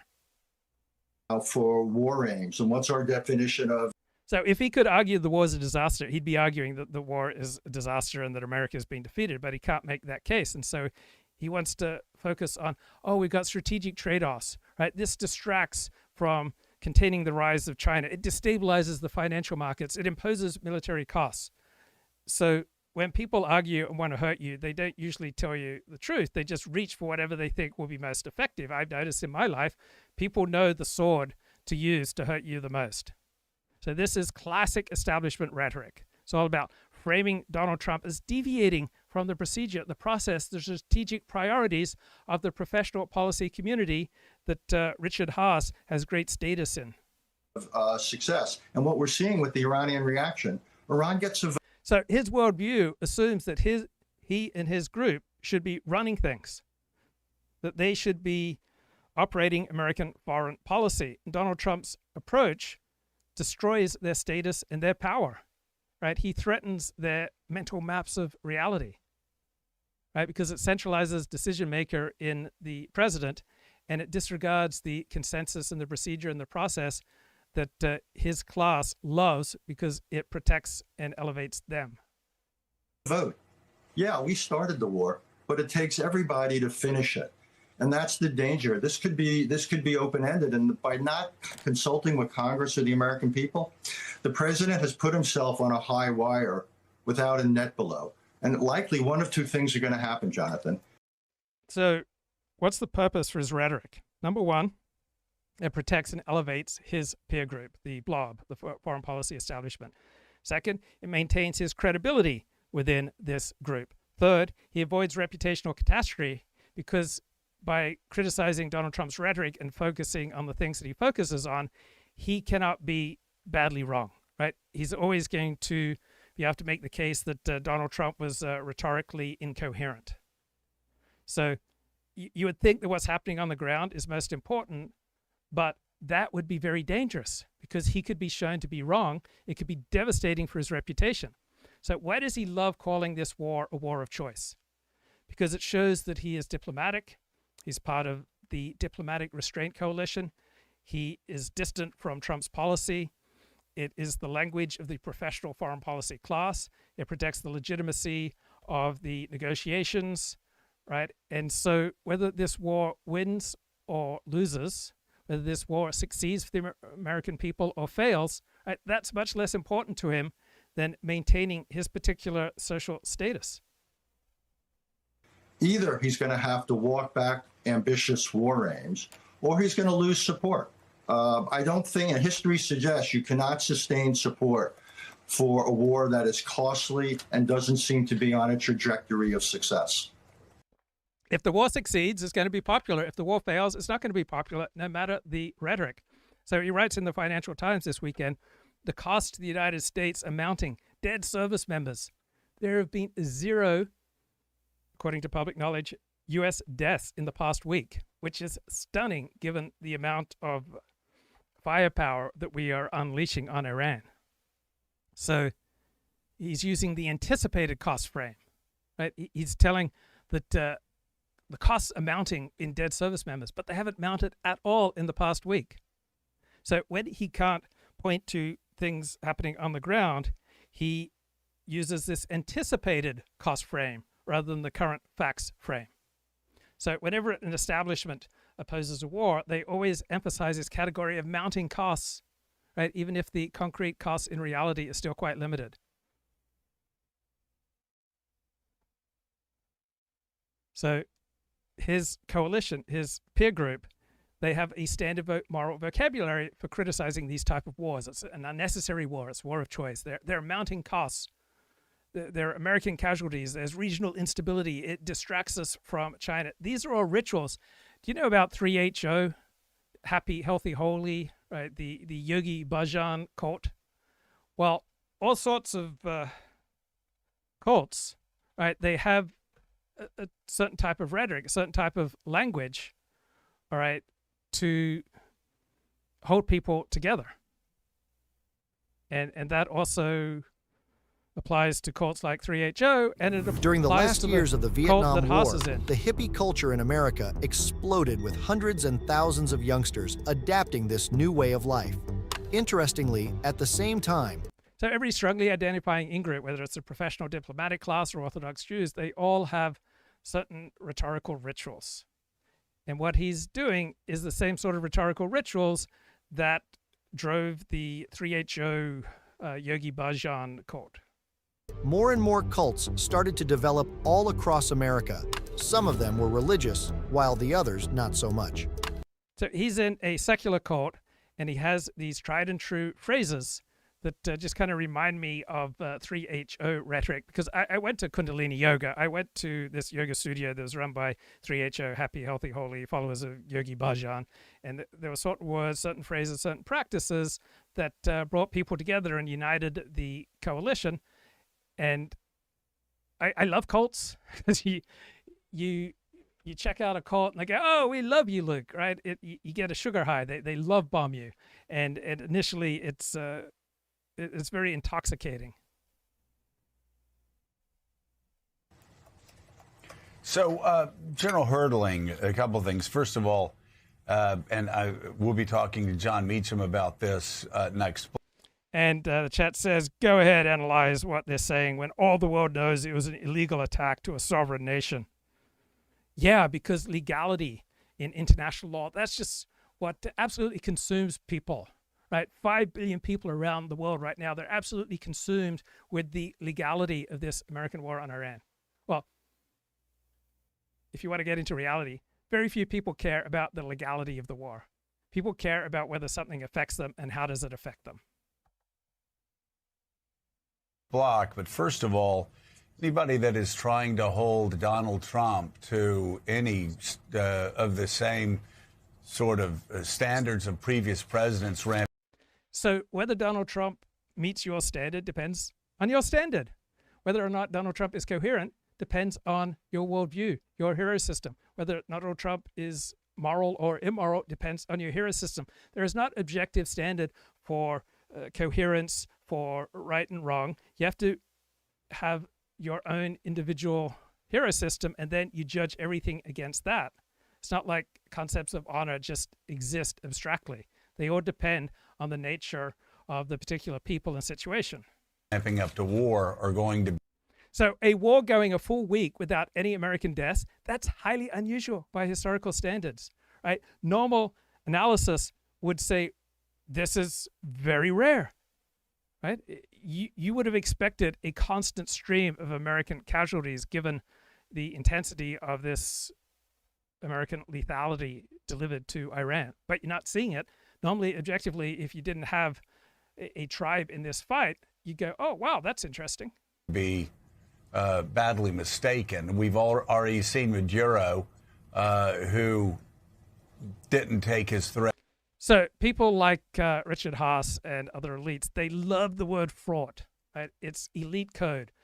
One, it signals complexity, right? They love nuance. They love complexity, right? They love the performance of nuance, right? If you can say that something is complicated, morally tangled, and full of trade-offs, right? That shows that you're an elevated person who belongs to a particular social class, right? It shows that you have high social status, right, as part of educated vocabulary of the professional managerial class, and it provides you with rhetorical insulation, right? You cannot be humiliated when you trot out the concept or the word fraught, right? It takes something you're saying away from dangerous terrain where you can be shown to be wrong and humiliated, and protects and elevates you, right? It's coalition management. It's a way of acknowledging reality without putting yourself in any danger. So you can say, oh, that relationship is fraught. The question of regime change is fraught. The situation in Gaza is fraught. So powerful people disagree, and I'm not going to take a clear side because that might jeopardize my standing. It's the perfect blob word. It sounds thoughtful, it sounds serious, it sounds cautious, and it commits the person who utters it to absolutely nothing. Right, seriously, could be living right now in Qatar on the beach. Instead, he's in a jail cell in Brooklyn. You can say the same thing of the Iranians. So I certainly, the question will be at the end of this whether there is a method to that madness. But anybody that's looking at what this commander-in-chief is saying, what he's having his negotiators do, what he's saying to the press, they're kidding themselves, because this is the second time the Iranians have been surprised. So the most important TV show you can watch right now is The Pit. It's a medical drama, and pretty much all medical dramas, to the best of my knowledge, they elevate the expertise of doctors. So doctors are the heroes. Doctors know what's best for you, and the wise person simply follows expert direction. And this is the elite expert opinion on how all of life should operate. You should always defer to the experts, because it's obviously in the experts' interest to have you defer to them and for you to give them money, power, and status. And so I didn't realize until watching this second season of The Pit how much the elite love assisted suicide. It's a fetish for them. They love assisted suicide, right? They love this elite power and direction and status. And they love the word metastasized, right? Because it borrows prestige from medicine. Elites love to borrow the prestige of medicine. Doctors have about as much status and prestige as any profession out there. And so elites are always borrowing from it, using all sorts of medical terms to try to capture some of that status and prestige. And I noticed they're doing it a great deal with regard to this Iran war. They're worried, right? First of all, worried gives them status because that shows how morally elevated they are. And they're worried that this fraught conflict might metastasize, right? It sounds like they have scientific authority, right? It sounds like they have the prestige of doctors. It sounds like they're being analytical and objective. It sounds like they are sophisticated and educated, and that they are giving a clinical diagnosis. Next, it dramatizes the threat, which keeps the speaker in expert mode and raises their status and power, right? This is a threat. It could metastasize. We have an uncontrolled danger. And so the expert is giving you a diagnosis. He's saying, this is really bad. You need me. You need my social class. Extremism, right? Extremism is metastasized across the region.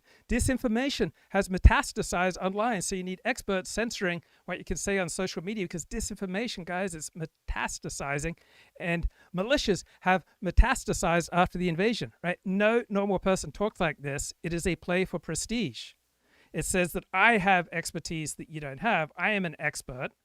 This situation is complex and technical and requires people like me, analysts, policy professionals, institutions, to treat this very dangerous problem. Also, it diffuses responsibility, right? If something is metastasizing, then you can't blame me for that. But we have militias metastasizing. So you can take a political causality and turn it into a medical inevitability. The blob loves metastasize. It sounds grave, sounds intelligent, sounds clinical, and it protects their reputation. And it often protects the reputation of the very people who caused the problem. Was determined to not leave this unfinished business. His predecessors all said Iran couldn't have nuclear weapons, and they couldn't figure out how to get it done. This may not work. This may lead to a quagmire or massive loss of life or an even worse Iranian regime. But if the question is, why did he do this and why now? As I said, I think the answer is clear. Now, the Democrats, most Democrats, not all, but most Democrats in public life want to make this a mystery, want to say the why and the why now have nothing to do with Donald Trump's view of the threat of Iran and how to deal with it. They've got all sorts of reasons. Barton Swaim, Wall Street Journal columnist, wrote this: Democrats, with a few brave exceptions, accuse the administration of proffering a variety of quote-unquote rationales for the war, with the implication that it acted in pursuit of some hidden goal. They ignore the possibility that an administration might have more than a single reason for assaulting an enemy. A hidden goal. Democrats attribute it to all sorts of things. Here's Alexandria Ocasio-Cortez. She's got a theory about why this is happening. It has nothing to do with protecting America. This is AOC S11, please. Well, listen, I think we're seeing this pattern, right? Trump has impulsively went in on Venezuela. He impulsively went in on Iran. So parts of the chat are very annoyed, very upset, very morally bothered that this war is illegal. So who is going to punish the United States for engaging in illegal war? Right? If you say something is illegal, but there is no punishment, then that it is illegal means nothing. There is no power out there that has the capacity to punish the United States for engaging in illegal war. Therefore, that this war is legal or illegal in reality means absolutely nothing. The New York Times put their most prestigious columnists on the following story. Right? They've got 7 experts here. So listen up, Goyam. In war's first week, a punishing military campaign with no coherent endgame. This article is by Mark Mazzetti, Tyler Pager, Ronan Bergman, Fernaz Fasihi, Eric Schmidt, Erica Solomon, and Julian E. Barnes, and read by an automated voice. The volley of Israeli missiles that slammed into a government compound in central Tehran last Saturday morning was, by any military standard, a successful opening strike by the United States and... So this is what kills people who hate Donald Trump. By any standard, this military campaign has been a smashing success. But the blob, the elites, the news media, the national security bureaucracy, they all value process legitimacy over tactical outcomes. So no matter how successful the military strikes, if these strikes bypass their status, their power, their purview, the established escalation ladder, the process, right, then these strikes, no matter how successful in the real world, they're really a failure because these strikes threaten their social standing. So for the blob, right, a leaderless enemy is a nightmare because there's no one left to sign a treaty with or to manage a transition. They believe in managing and signing treaties. They believe in the power of words. Now, for normal people, for nationalists and populists, a leaderless enemy is a defeated enemy. So a normal person hearing that Iran is without a leader, they think, wow, that's very successful for us. So these reporters, right, are acting as the nervous system of the blob, right? When they highlight muddled reality and changing narratives, right? They're signaling to other elites in their alliance that the current commander is not clearing his move through the proper institutional channels. He is not subjecting himself to the directives of the elite. Israel, as they went to war with Iran. The blasts killed Iran's supreme leader, Ayatollah Ali Khamenei, as well as a cadre of other senior military and intelligence officials. The war's first salvo left Iran without many of its top commanders to lead the response. The reckoning, it turned out, was more complicated. The Israeli strike also killed another... So elites love the word complicated because if something is complicated, then only people with their level of expertise and education should be running things. group of Iranian officials who had been meeting in a different part of the compound. Among them were people the White House had identified as more willing to negotiate than their bosses, and who might help bring a... So a normal person thinks that it's in the interests of America for America's enemies, in this case Iran, to be without a leader. But for the blob, for these elite journalists, this is terrible because there's no one to negotiate with. The blob, the bureaucracy, the elite, they prefer some kind of manageable enemy to any kind of unpredictable vacuum.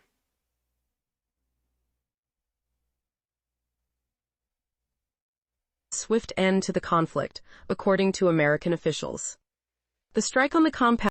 So you'll notice that elites and the New York Times, the Financial Times, they're all focused on, there's no coherent endgame, right?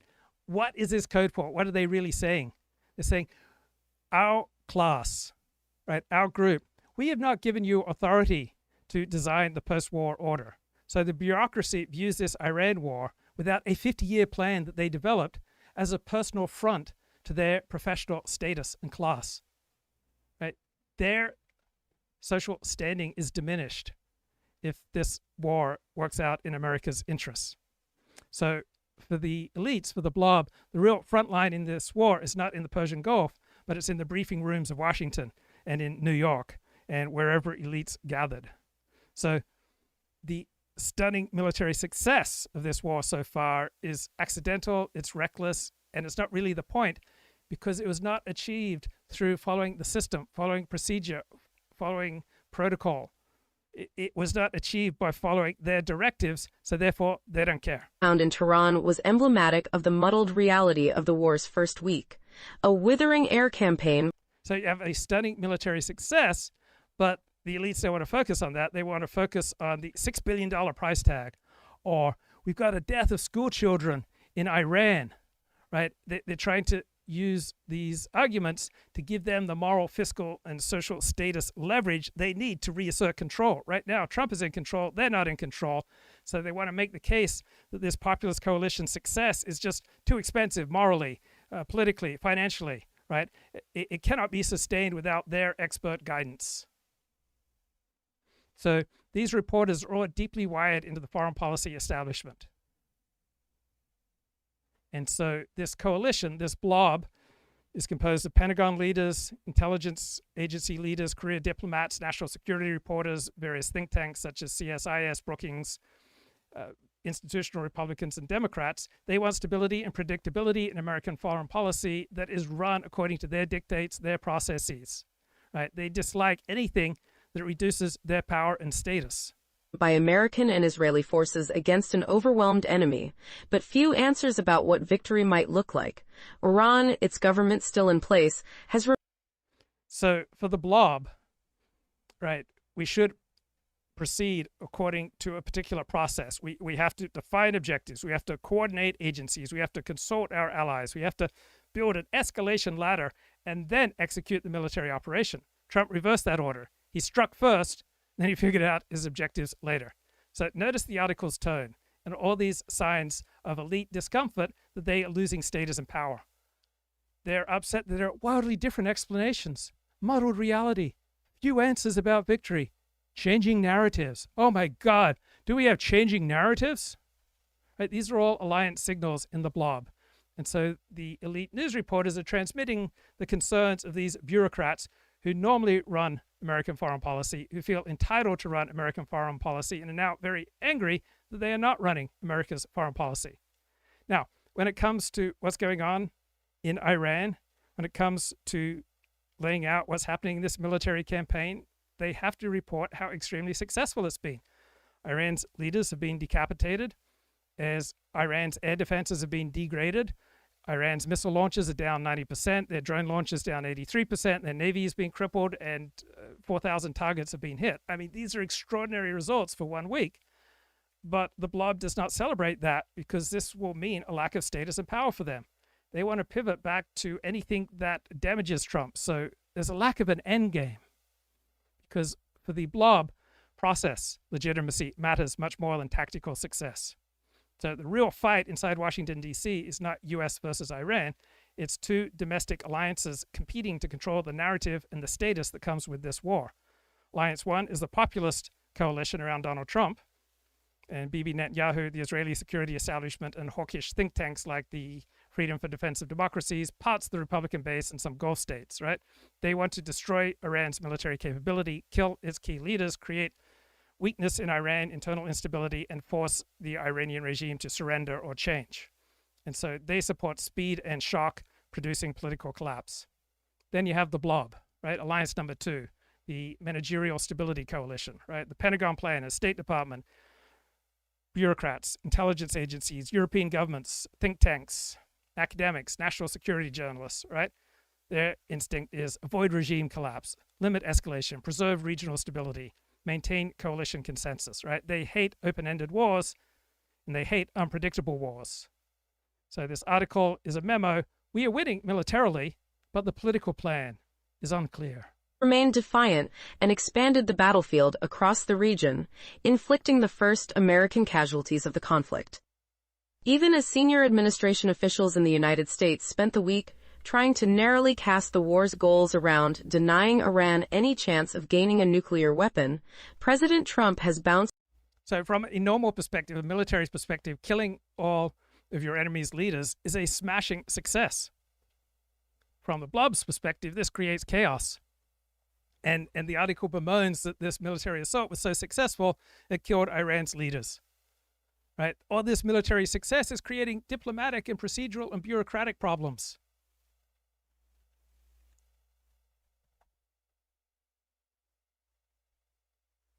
Between wildly divergent explanations for what he hopes to achieve. In his first message after the war began, Mr. Trump called for a mass uprising in Iran against the country's leaders. In subsequent days, with little evidence that Iran... So the elites can't help but notice how effective the military attack has been, but they're mad because they don't control the political narrative and they don't control the end game, they don't control the process. So the article has to describe the overwhelming battlefield success, but the tone is uneasy because they are losing status, prestige, and power, right? They are losing careers. They are uncomfortable because this is not good for them. Their power and prestige and expertise is being bypassed. They're not important anymore. So they try to find every reason that there's something terrible about this war so that they can regain their standing. Iranians were moving to overthrow their own government, and with intelligence reports concluding that the clerical regime would likely hold... So they wanted to focus on this war is losing. This war is a disaster. This war is just terrible for America. But they can't make that argument, so they have to switch to a new argument. And the new argument is this is a war of choice, and this war lacks a coherent endgame. Right? A lack of a coherent endgame has ever been devastating. It's a made-up category. On to power, he indicated he cared little about Iran's future after the military campaign ends. So the blob has been running American foreign policy, and it's just been a disaster for 30 years. Think about the disaster in Iraq after we invaded and occupied in 2003, in Afghanistan after we invaded and occupied from 2001, Libya, Syria. The blob has a really bad track record. And now Donald Trump is coming along and bypassing them. Then on Friday, he said he would be directly involved in choosing Iran's future leader, and indicated he was committing the United States to Iran's long-term future.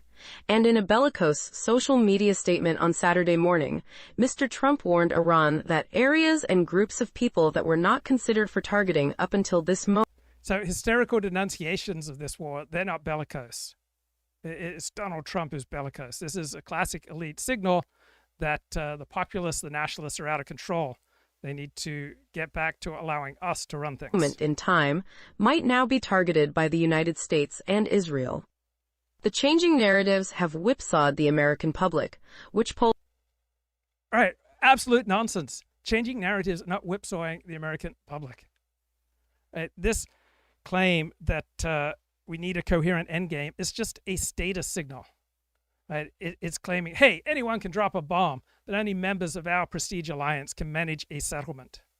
So by focusing on the lack of a coherent endgame, the blob is trying to ensure that they remain the protagonists of this story, even when the military is doing all the work. So think about a marriage where, for example, the husband is succeeding and gaining more power and status, right? Often his partner will feel vulnerable and insecure and try to bring him down for fear of losing power over him. So you see this reportedly in the Barack Obama marriage. When Barack succeeds, the more uneasy Michelle Obama becomes, and the more she tries to cut him down to size. You might see this in a workplace, right? You get a star trader who makes huge profits, and then other people will feel vulnerable and they want to bring him down. A startup finds big success and competitors become worried. A military commander wins a rapid battlefield victory and his peers will try to undercut him so that they don't lose power and status. Show broadly opposes the war. At the same time, the spreading violence is triggering rising oil prices and other economic shocks that could bring further election year political problems for Mr. Trump and the Republican Party at home. The war's first week had echoes of the past. For the first time since World War II, an American submarine destroyed. So the blob claims to be disinterested, objective. They claim they provide sober, dispassionate analysis. Right? If they openly said, our status, our power is at stake, right, then their credibility would absolutely collapse. So they have to lie to try to maintain credibility. Right? They have to pretend to be disinterested when what's really going on is that they're highly insecure about their decrease in status. There was no exit and no endgame for either of these situations. It led to increased global instability everywhere he goes, and every time he's done that, it has been consistent with a spike or a revelation in what is happening with the Epstein files. I don't think that that coincidence is something to dismiss off the cuff. I think that he feels existentially tied to it, and I actually think that it is one reason that he must be removed from office. There are very strong arguments against Donald Trump's war, but that there from AOC was not particularly impressive. So here are the blob's top 10 cliches about this war. 1, it's a war of choice. Every war is a war of choice. No clear end game. There's never a clear end game when you have such a complicated situation. Risk of regional escalation. There's always a risk of regional escalation. Unintended consequences. Everything has unintended consequences. Military solutions cannot solve political problems. Military solutions have often solved political problems. It's just flat out false. The day after, right? This is a ritual in foreign policy discourse. The lessons of Iraq, undermining international norms. We're alienating allies. We're in a cycle of violence. Now, some of these cliches are fairly accurate, but overall, they form this rhetorical toolkit by the blob that steers the discussion towards ends that benefit them. Office, because if the Epstein files has such a hold on President Trump and this administration that they are willing to plunge us and risk world war in order to save themselves politically, that is a person, the definition of someone that cannot make objective decisions for the American people. Okay, so she can have her point of view and say Donald Trump did this because of the Epstein files and his connection to Jeffrey Epstein. I don't see any evidence for that. This is a colossal risk the president's taking. And again, a weak critique to say, oh, this is just a distraction from the Epstein files.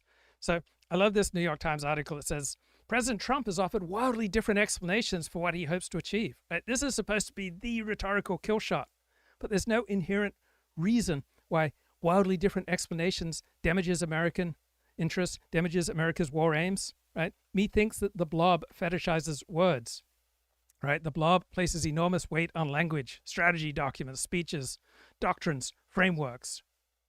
But what's happening on the ground is more important than these wildly different explanations, right? The elite are mad that Trump has violated their strategic etiquette. But what happens on the ground is more important than the rhetoric. So here's another ridiculous sentence from this New York Times article. The changing narratives have whipsawed the American public. Right? I guarantee you this is false. People who support Donald Trump before the war support Donald Trump after the war began. People who opposed Donald Trump before the war overwhelmingly oppose Donald Trump now.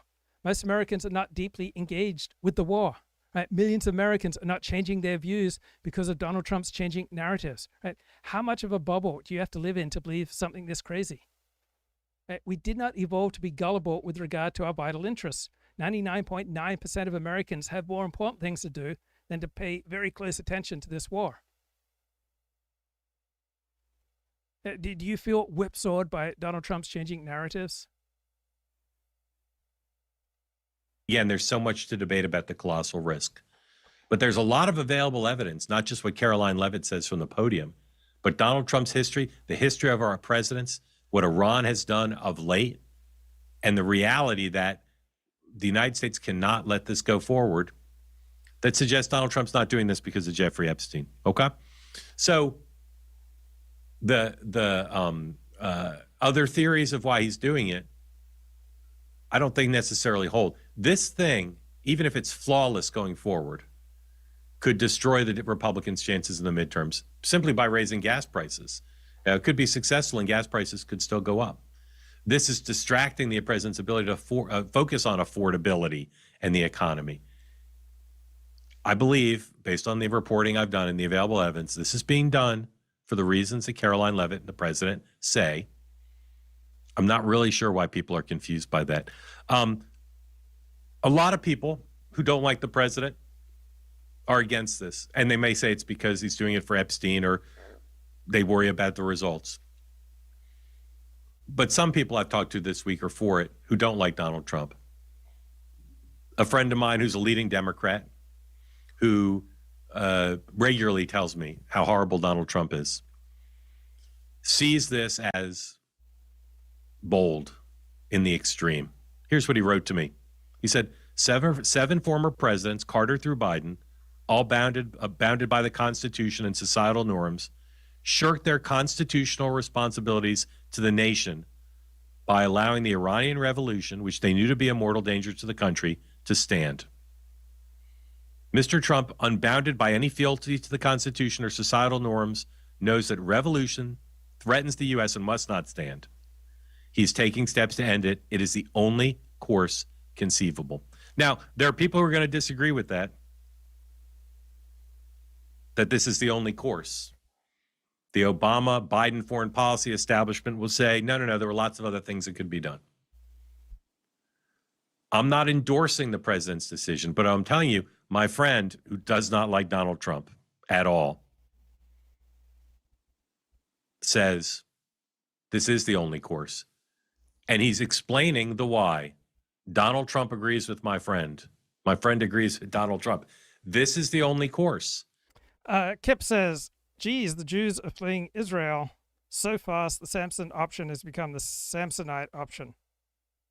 Well, you have no basis in reality. You don't have some kind of massive exodus of Jews from Israel.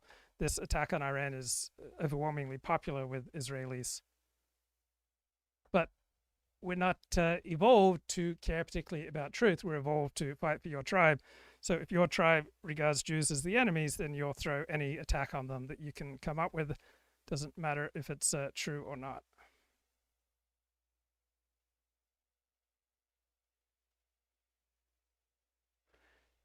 Christiane Amanpour, right? The big name in TV foreign policy, right? The face of CNN's foreign coverage.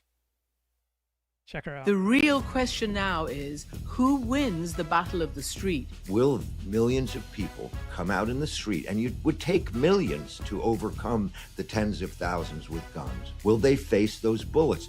But this is what Putin has wanted. He's never...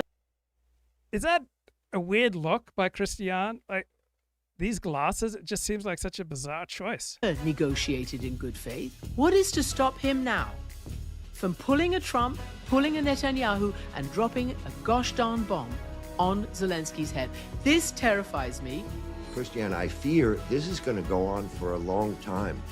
Notice how elites are always talking about how worried and terrified they are. Right? They're making a status claim. They're making a moral claim.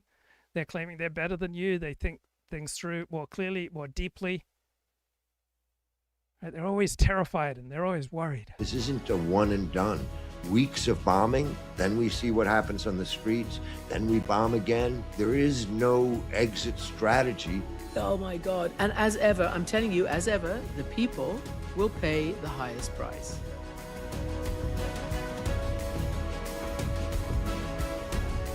Right, everybody, welcome to the latest episode of The X-Files. It's about as an emergency one as we get, in that we are dropping it today, Monday, instead of the usual Tuesday, because it's a fast and furiously developing war between...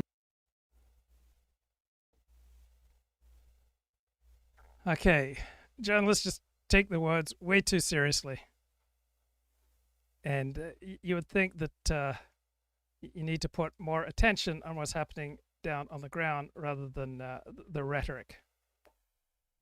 So I was reading the Financial Times, and they had this prestigious historian, Eugene Rogan, said, given conflicting American aims and justifications for the war, it's difficult to predict just how it will reshape the region. Different words coming from Donald Trump are not going to reshape the region. What's going to reshape, or possibly, well, definitely reshape the region in one direction or another, are the facts on the ground.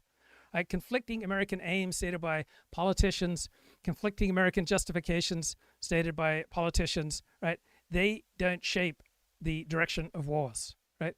Aims and justifications are just words, right? Journalists and elites take words way too seriously. Words are not going to reshape the Middle East.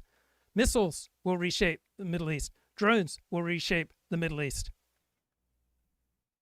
People rarely say what they mean, rarely mean what they say, but elites and foreign policy reporters, they always treat the stated intentions, the stated rhetoric, the stated words as like analytically central. I would think that what's going on in reality should be analytically central, but words are about the least reliable indicator of what's going to happen. Given conflicting American aims and justifications for the war, it's difficult to predict how it will reshape the region, right? It's the official narrative that is most important for finding the outcome. But the outcome of wars don't really depend on narratives. They depend on capabilities, constraints, and second-order reactions, not on various narratives. Words are cheap. Missiles are not cheap.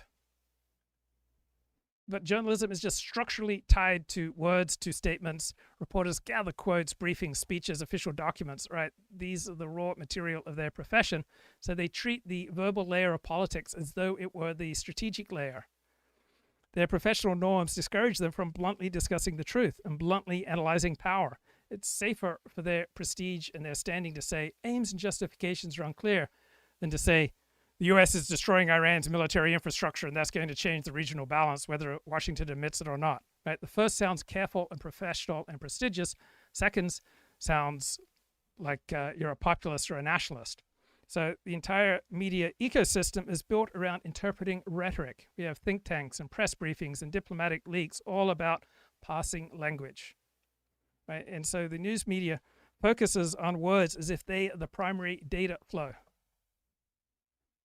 There are far more important things in this war than the words of Donald Trump. Right? What military capacity is being destroyed?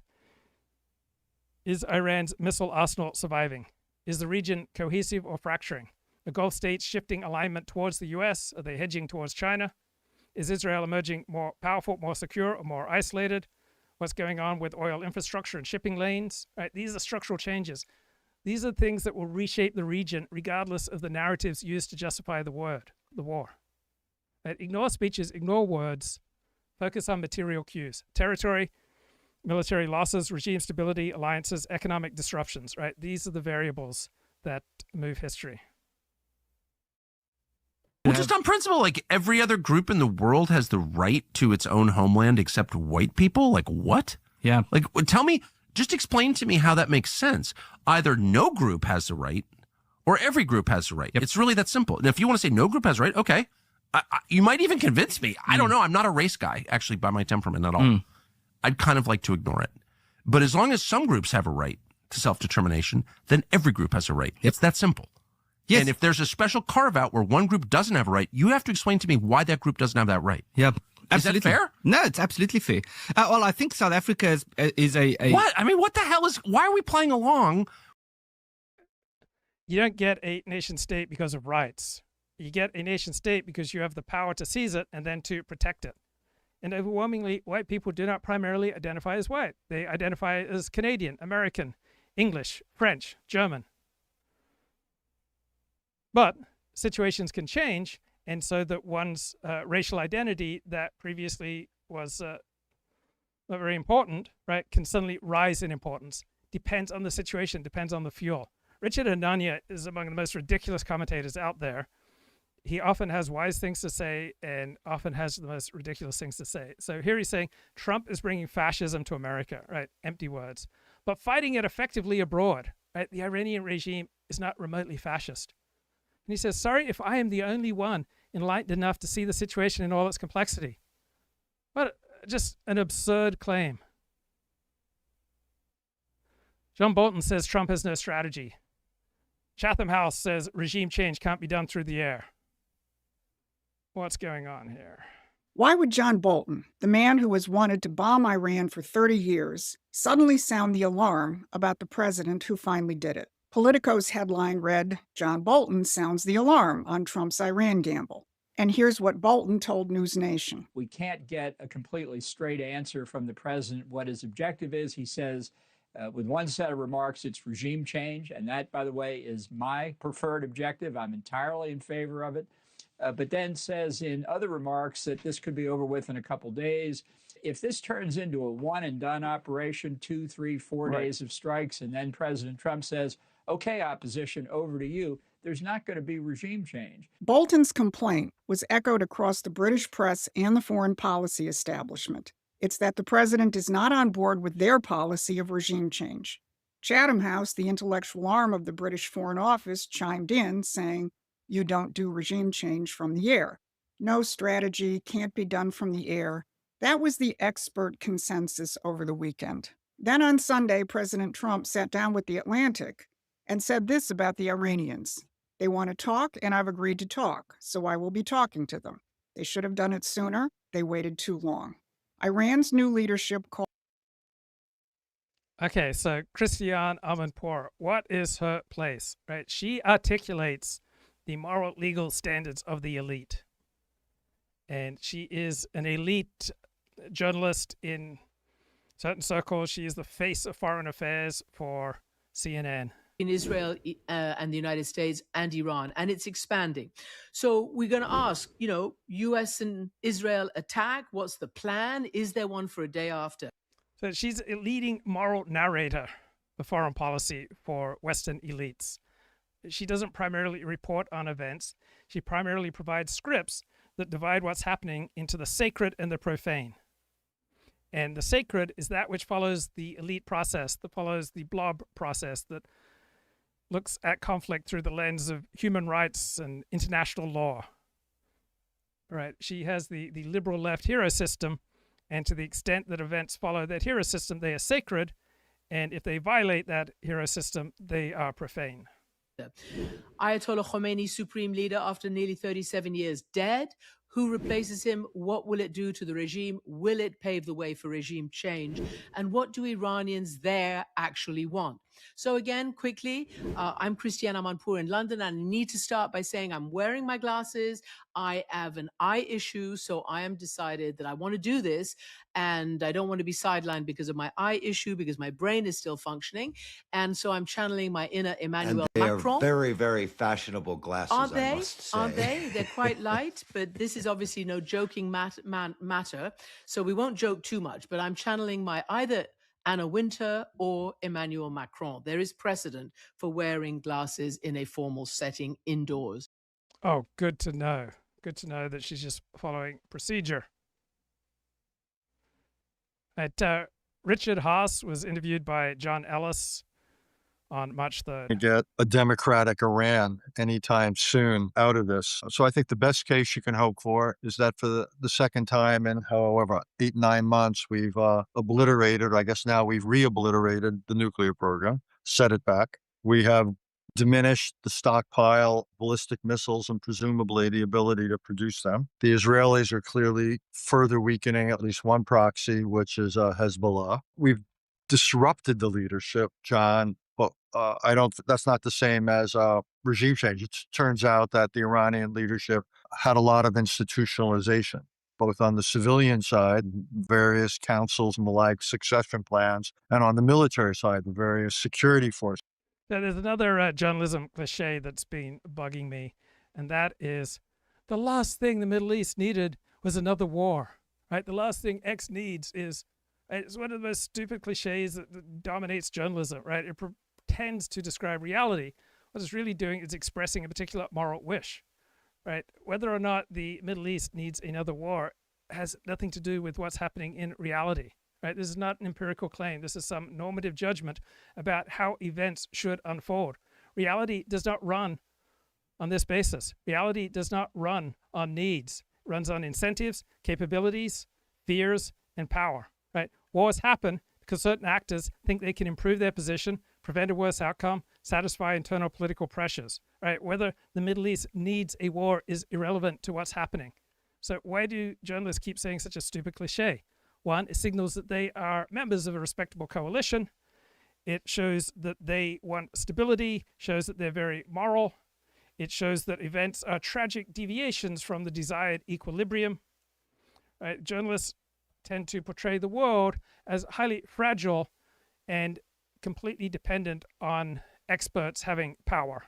If only people follow experts, then we can all live in peace. And when violence occurs, that's a disruption of the proper order because people aren't following the advice of experts. And using this kind of language shifts attention away from the agency, incentives, and reality of what's going on. The last thing the economy needed was another shock. Last thing the president needed was another scandal. Last thing Tehran needed was more unrest. So a good many people, including the Ayatollah, have been killed. Interesting stories and so forth about how this came about. But the bottom line, the leadership has been disrupted. But again, it has not been eliminated or weakened to the point that transition to something else is about to happen. So that's half of it. Essentially, I actually think we've accomplished a lot of what we can accomplish there. The other definition of success at this point, I would think, is that the war ends, that we don't see continuing attacks on a dozen or so of Iran's neighbors.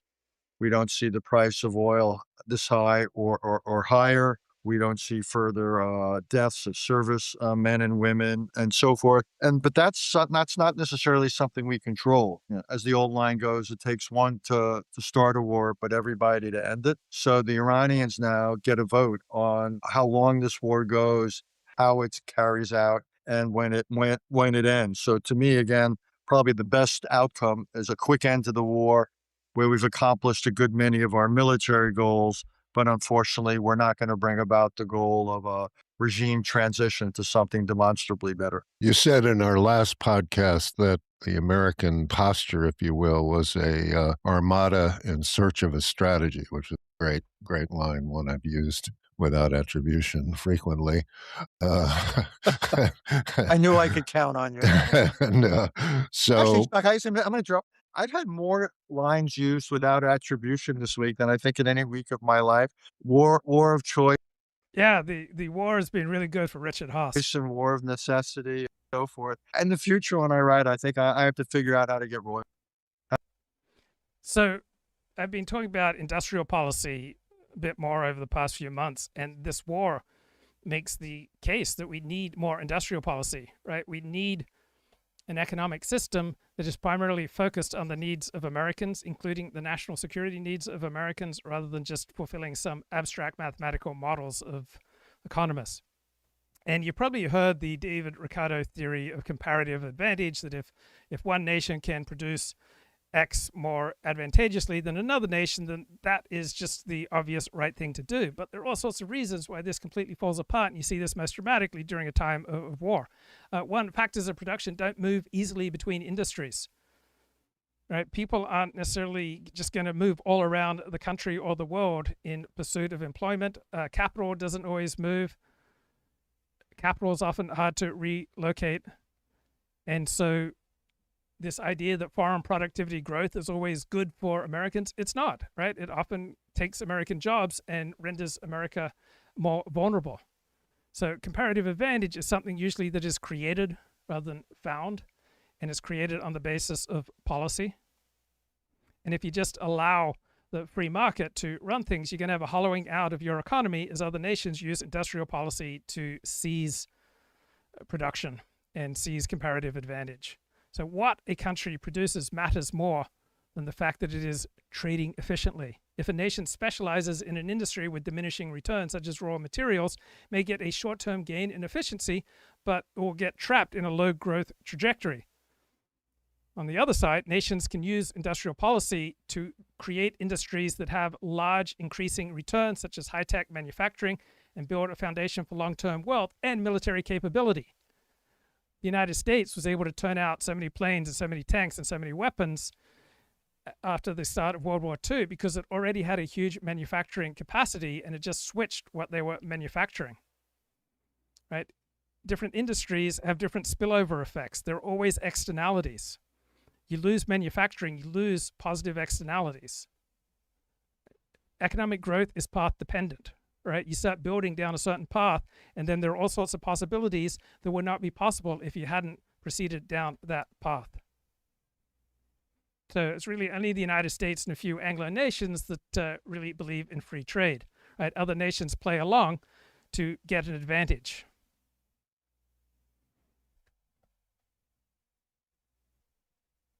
Well, it's like, something. yeah, it's like Spotify. You get, 2 cents for every stream or something, right? 2 cents is what I've gotten. But anyway, presumably the people who work for President Trump, who were in the room where these decisions are made, understand that given the likelihood that Epic Fury is not a total and stunning success, what is the strategy? Do you have a sense of what the strategy is at this point? Short answer is I don't, because they don't.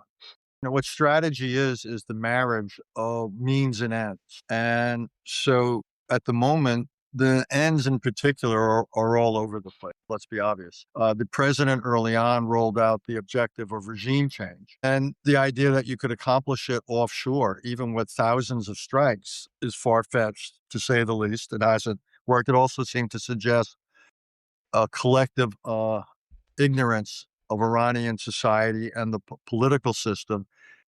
So when you hear an expert on Iran and you're not an Iran expert, how do you figure out what's true and what's BS? Right? The simplest way is to stop listening to what the expert is saying and instead look at the incentives that he is operating under. What are his constraints? What is his alliance? Right? Where is he possessing skin in the game? Right? How does he gain in status and power or head off a loss in status and power by saying certain things? So is he optimizing for truth or is he optimizing for his alliance? So I'm not deeply embedded in a particular alliance, so it's a lot easier for me to optimize for truth. How do they treat opposing evidence? I think there are many arguments against this war. I think there are many reasons why this could be a disaster for the United States, and I am open to that because it doesn't destroy my life. So if someone is talking and they engage with opposing evidence and they engage honestly, right, then you have more reason to trust them. Right? Are they just taking one particular side because that's in their interest, or are they optimizing for truth? What's the tone? The more moralized the language, right, the more you have coalition signaling. So people talking about responsible or irresponsible or reckless or historic, dangerous, offensive, brave, these are all moralizing words, and you're not listening to someone who's optimizing for truth. Truth optimization sounds boring. It's about probabilities, constraints, trade-offs, not so much moral judgment. So all events require fuel. Someone is focusing on fuel, they're more likely to be telling you the truth. If they're talking about power, money, weapons, institutions, geography, right, then they're more likely to be optimizing for truth. If instead they're focusing on speech and norms and human rights and intentions, right, instead of focusing on the underlying fuel of the event, then they're doing narrative management. They're not doing analysis. And what do they avoid? Right? If they are silent about the obvious, they're not talking about the elephant in the room, then they're not optimizing for truth. Right? Truth Optimizer tries to describe how the world works, even when the explanation is uncomfortable.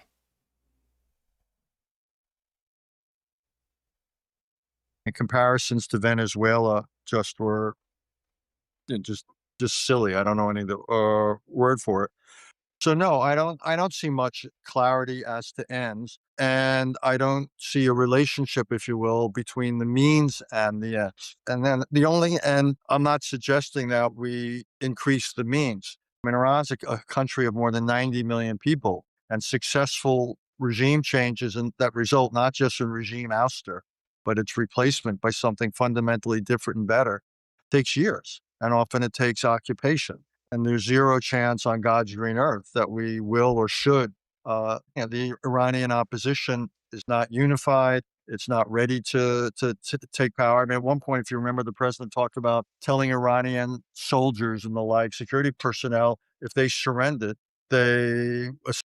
So the position of the observer is an important part of the data, right? Once you have a clear idea of who I am, right, you have a better idea of how seriously you should take anything I say. So I'm a big fan of David Pinsoff's alliance theory, and I fed ChatGPT my online autobiography along with David Pinsoff's alliance theory and said, diagnose me, give it to me straight with alliance theory. And it says, I am a roaming signaler. It says, as a child, you were moved repeatedly, you bonded inconsistently, you were punished in ways that severed your alliances, right? That didn't just make you lonely. It trained you to treat relationships as unstable assets that will be withdrawn without warning, right? This created low expected reciprocity. People with low expected reciprocity stop investing in relationships. They stop investing locally. They stop performing instead. That's exactly what you did. You became a roaming signaler. Instead of embedding in one coalition, you learned to extract attention from many coalitions. You developed rhetorical weapons, provocation, exposure, humiliation, moral denunciations. Right? These were alliance-disrupting tools used by people who do not expect long-term protection. You do not behave like someone trying to belong. You behave like someone trying to matter while assuming that rejection is inevitable. Your journalism followed that logic. You broke stories that harmed powerful people, including people adjacent to you. That won you notoriety, but no durable allies. Right? Information that damages a coalition is only tolerated when the coalition owns you. You never secured that ownership, so every group treated you as useful until you became dangerous and then disposable. Your religious life shows the same pattern. You rejected Adventism because you watched it destroy your family. You converted to Judaism, but you never fully submitted to its thick communal demands. Orthodoxy requires suppressing individual rhetoric dominance for the sake of collective continuity. You could not do that. You wanted the moral authority without the obedience. Groups do not forgive that. They expel or they freeze you out. Wow, that was a painful analysis, but painful because it's true. Essentially would get leniency or forgiveness. Well, who are they supposed to surrender to? It just, again, so no, I don't see much in the way of a strategy. And I think the challenge for the administration moving forward is to try to put ends and means in greater balance. And unfortunately, I keep coming back. I think the way to mainly do that, since we've put aside diplomacy, there's nothing new on the economic side, is to reduce the scale of our goals. And that's where I think we are. But just to be complicated here, sorry, John, if one of our goals, though, is now war termination. Elites love to be complicated because it shows that they are sophisticated and they are nuanced. Now, something that just came to me over the weekend was that every event requires fuel, right? Fires need fuel. If you remove those ingredients, you cannot have a fire. So everything that captures the news requires fuel. And I think this is just a great framework for understanding reality. Right? What is the fuel that is necessary for something to happen? Right? Big events, just not explosions from nowhere. Right? They are fires that have been accumulating combustible material for years. Then a spark arrives. Observers focus on the spark because that's dramatic, but the real story is the fuel. Political crises work the same way. Right? A protest does not become a revolution unless there is fuel. Say economic decline, elite division, weak security forces, a mobilized population. Without those ingredients, the protest burns out quickly. Wars spread the same way. They expand only when there are actors with the capability and the incentives and the tolerance for risk. Those elements are missing. The war hits natural boundaries, even if the rhetoric sounds apocalyptic. Financial crashes follow the same pattern. You might have a single bank failure, you might have an asset collapse, but the fuel is the leverage, the speculative bubble, the fragile balance sheets that have built up for years. Pandemic, right? A virus becomes a global event only under certain circumstances. So instead of asking what caused this event, you ask what made this possible. Instead of asking why did this happen now, you ask what conditions were in place for this to happen now. So when you start looking for fuel, all these shocking events become easier to understand. Right? The fall of the Soviet Union looks sudden, but the fuel was decades of economic stagnation, ideological exhaustion, and nationalist pressure. The Arab Spring looked spontaneous, but it required fuel. And looking for the fuel explains why many predicted disasters never happen, because if the fuel is missing, the spark dies. So journalists tend to focus on sparks. They should focus on fuel. The issue then is not simply what is it we destroy, but what is it other than pain do we offer to the Iranians to induce them to agree to terminate the war? So my guess is, as awkward as this sounds, it's quite possible the administration is going to have to think about what, not continuing to attack Iranian leadership. If you want to end the war, you got to have somebody to end it with. Second of all, what happens if the Iranians say we demand this in the way of sanctions route? Or we come back to some of the negotiations about which there's great questioning about how Messrs. Witkoff and Kushner handled them. What if the Iranians say, we'll end it if you agree to this on the nuclear side or what have you? So it's quite possible that the administration is going to find itself in a very awkward situation sooner rather than later. Yeah, I completely agree with that. I mean, I think the clock favors the Iranians, does it not? Again, as awkward as that is to agree with, the answer, it does. In a funny sort of way, it favors them in several ways. One is the politics of the United States put more pressure on our quote unquote regime than arguably the politics of Iran put on theirs. Iran's an authoritarian society. They will continue to repress if they have to. They will continue to kill. They're being attacked. It's an awkward context for opposition to rise up. Well, here you're going to have, I think, increasingly loud opposition, and you can talk to some of the opposition. That's all. So the Washington Post dominates the intelligence beat, and one of their key columnists is David Ignatius, who often does have valuable things to say, and he also does an awful lot of virtue signaling. So here he is speaking to I think the world Charlie is Rose. astonished by American boldness or recklessness, depending on how people look at it.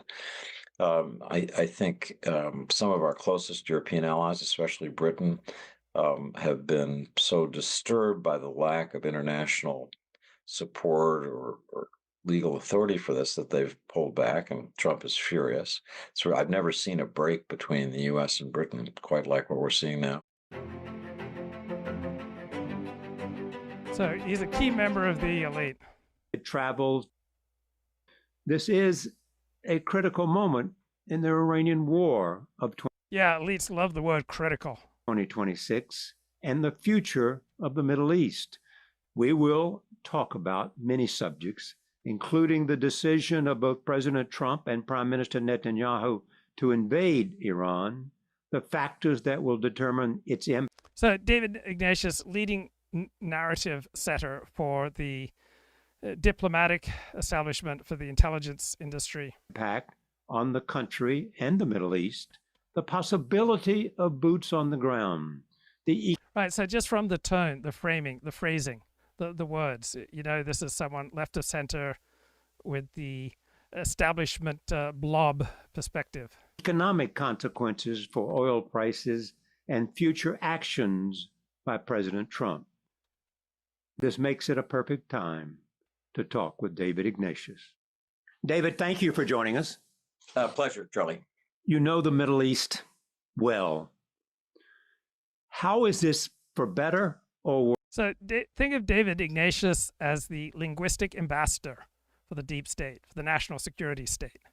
And he'll point out its flaws, but he'll always say it's better than the alternative. Worse, going to change it.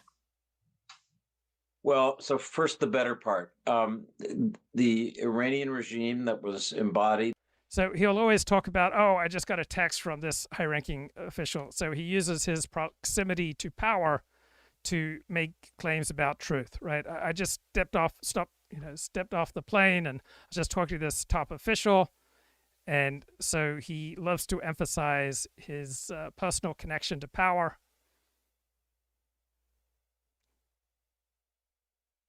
It's symbolized by Supreme Leader Ali Khamenei is going to change. I mean, the figurehead is gone. That regime, in all the time I've covered the Middle East, starting in 19... So you could think of him as the chief astrologer or chief diviner of the national security deep state. Right, he interprets the stars of the interagency to tell the sovereign when a decapitation strike is a tactical victory but a strategic gamble. Right, he interprets the death of Khamenei not as a regime change event, but as a fire and forget missile strategy that lacks a post-war plan, a plan that is developed and executed by experts. So he tells the sovereign, look, the stars of the Iranian state are mountainous, they're spread out, you have killed the man, but the infrastructure of repression remains. Right, he is the diviner who labels Trump's strategy Viking warfare. And by naming it, he then asserts authority over it, just as I am asserting authority over him by naming him. So he provides the technical alibis for the deep state, for the members of the blob who demand a serious debate. He tells the sovereign that Iran's capacity for martyrdom is a very powerful force that you have underestimated. 1980, the year after the Iranian Revolution, has been a force, in my view, for instability,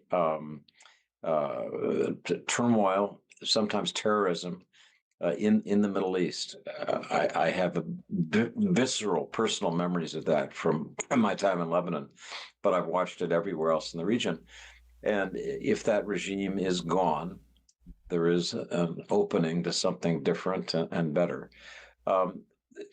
So his group has a particular vibration, right? It uses incantations very similarly to, say, 3HO. Moving into the 60s and 70s, cults like Manson Family, Children of God, the People's Temple Church, and the Heaven's Gate started to be... So cults are high-intensity in-groups, and David Ignatius is also part of a high-intensity in-group. ...become quite famous among the masses, and pretty soon there was a new cult starting in every state of the country. Among many such entities was one called 3HO, an organization that used one of the oldest and most followed religions in the world for its own sick purposes. This is the story of how a cult turned capitalistic corporation hijacked American Sikhism. So from the outside, David Ignatius' social class looks like a cult, right? It shares the same internal induction methods, the same vibration consistency, the same type of speech, talking about liaison and intelligence liaison files and clandestine tradecraft and degrading capabilities and fragmented and chaotic, right? A whole series of mantras like 3HO. 3HO has its mantras, Orthodox Jews have their mantras, and the National Security Deep State has its mantras too. And when you use the mantra, it shows that you are loyal to this particular cult. So to be a part of David Ignatius's in-group, you must master this speech, this national security series verbal style, right? That is the induction ritual of the deep state. Right? He is the oracle of the deep state. He interprets the stars of American power to tell the sovereign that epic fury is an ill-defined hope. So while the sovereign is rashly declaring victory, David Ignatius provides the sense-making that allows the legacy elite, the blob, to feel like they are the ones who truly understand why wars to erase a regime don't work like that. So David Ignatius does not simply report events. He does not primarily seek truth. He translates the thinking of the most senior members of the blob, the national security bureaucracy, into language that other elites in the blob can digest without feeling panic. The fear is that this event will add another country to the list of regimes that were blown up and left nothing stable behind, like Libya, like Syria, like Iraq. And I think that's a really frightening prospect. I've been writing and talking with my friends about the importance that the administration think carefully about what kind of Iran is coming in the future and work sensibly to try to enhance. Yes, I know about Adam Green, No More News. I've been on his show, or he's been on mine, or maybe both. So what do you mean when you say the war is just another psyop? What does that mean specifically? Seems pretty real here. Let's go to Fox News. Refineries outside of the capital city of Tehran. As you can see here, that black smoke still visible and fires burning during the daytime. Now, one of the reasons the Israelis are able to do this, John, is the U.S. military has supplied about 100 aerial refueling planes. That's twice the number used during Operation Midnight Hammer, which keeps Israeli and American jets flying. In fact, some of them are refueling pretty brazenly over the Persian Gulf with their transponders on. Now, speaking of the Persian Gulf, earlier, Saudi Arabia says an errant bomb dropped from a jet of unknown origin hit a residential neighborhood outside of its capital, Riyadh, killing 2 people and injuring 12. Earlier, President Trump's UN ambassador, Michael Waltz, says if these attacks continue, he expects the Gulf states to strike back. The Gulf Arabs, who were not so united in recent months around issues like Yemen or Sudan or others, they are absolutely united now. They are incensed, and I expect that you'll see a... So when you read column by David Ignatius, it will sound like a policy briefing just translated into journalism language. So he serves the deep state. He serves the foreign policy establishment, and he frames statecraft as a series of necessary but very sober and tragic trade-offs.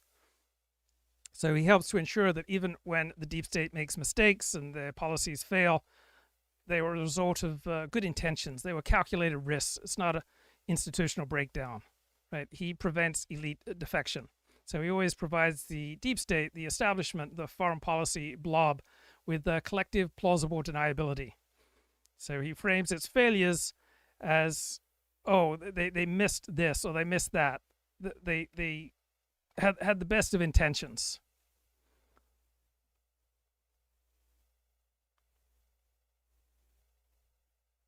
Additional diplomatic and possibly military action from them in the coming days and weeks.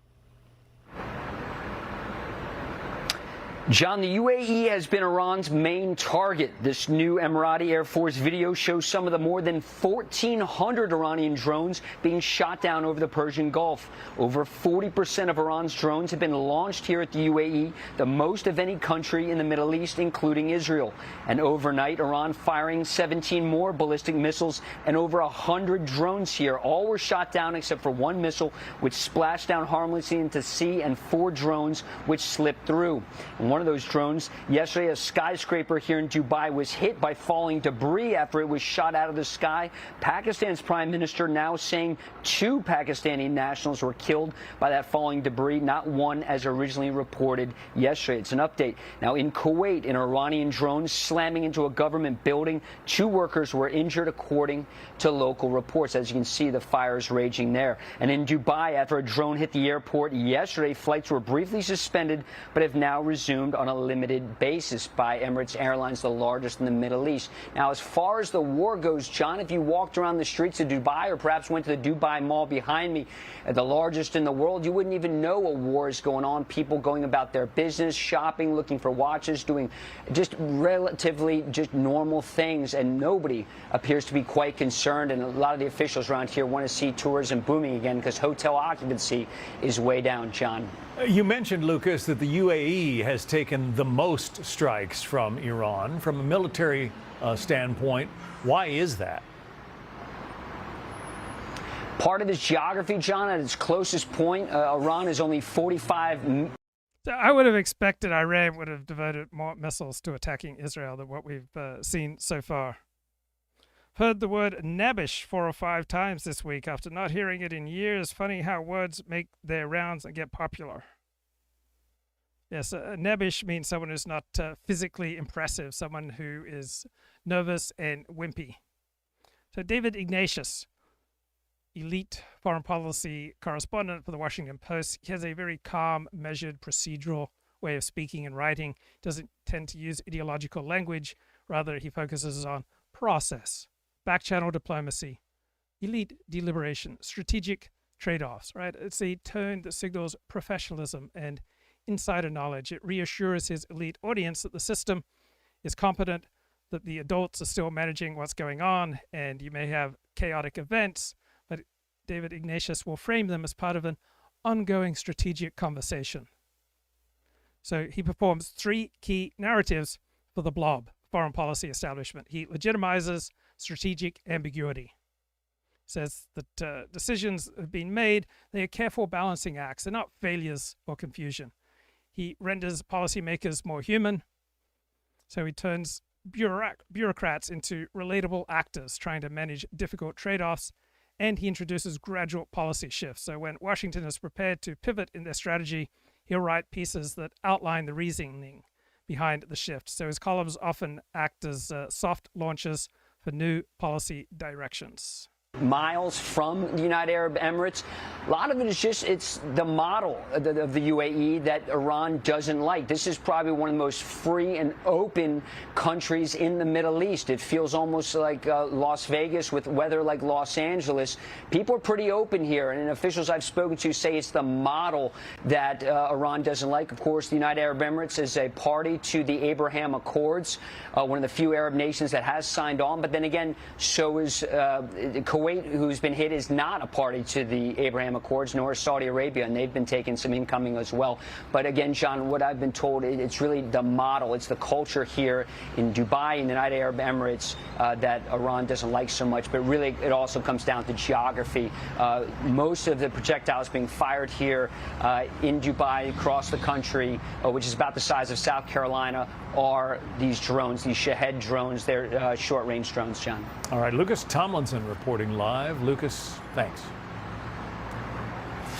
President Trump is in Florida today after going to Delaware yesterday for the dignified transfer of 6 U.S. service members. I've been closely tracking elite opinion on this war, and here's my model. Have you ever taken calculus? So the first derivative in calculus measures the rate of change, but then the second derivative measures the rate of change of that rate of change, right? You want to look, where is there acceleration? So expert opinion is shifting. So initially, the expert opinion was this is going to be an absolute disaster. Then the military success became undeniable. So it then shifted to this is a stunning success, but how will this end? And now the elite consensus is we're in a wide, unpredictable regional conflict. So there was an assumption that gained currency in the early days of this war that we might have a quick resolution, we might have an immediate regime collapse, and that assumption is dying away right now. So people, the experts now looking at the second order effects of the campaign. How will this shape the economy? So not nearly as much regime change optimism as you heard in the first 3 days. So now there's much more focus on the dangers to the economy of this war. Against that. Otherwise, we just create another pile of rubble in the Middle East, I think the problems that we see are so aware of will only be compounded. Speaking of rubble, what's the status on the ground now and the trajectory?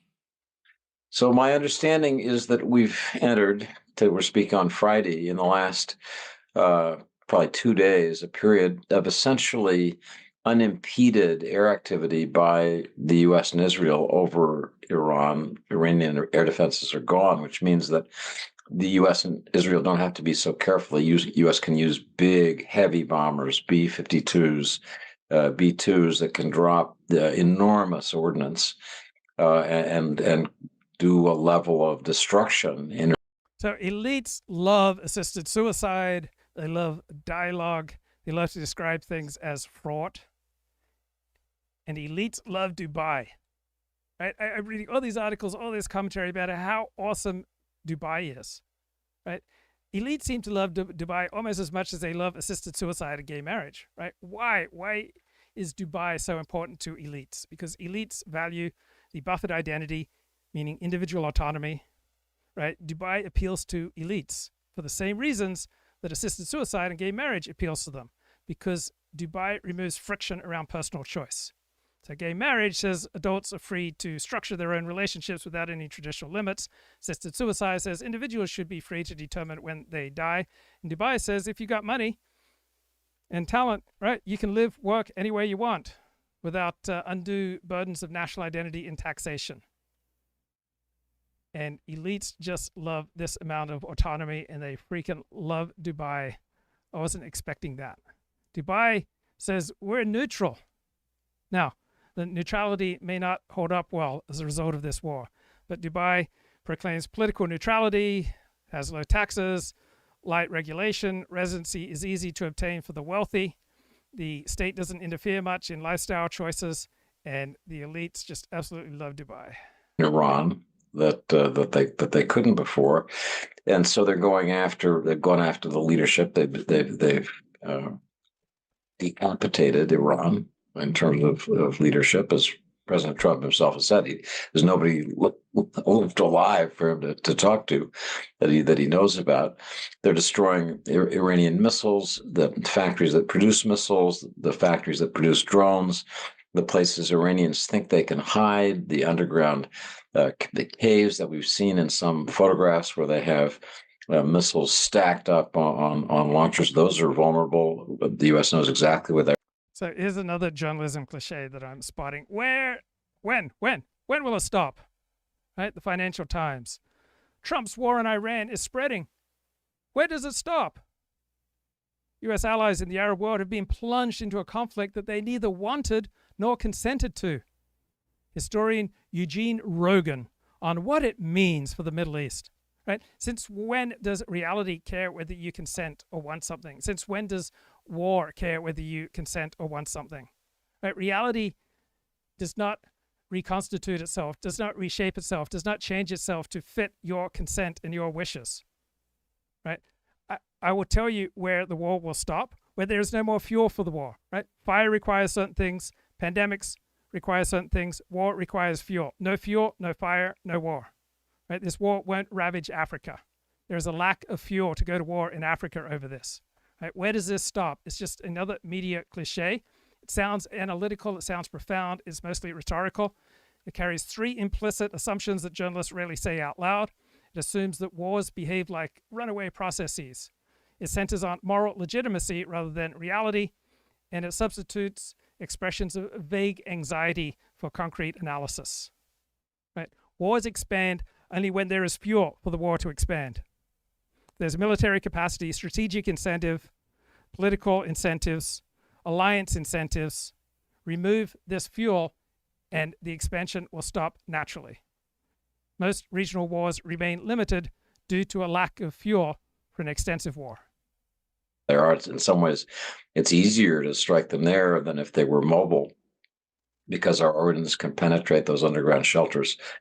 The Navy is basically gone. So in strictly military terms, you'd have to say that the campaign is going well. In political terms, I think it moves.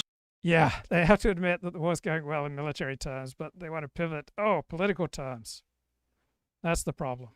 Economic terms. Real danger. It's fraught.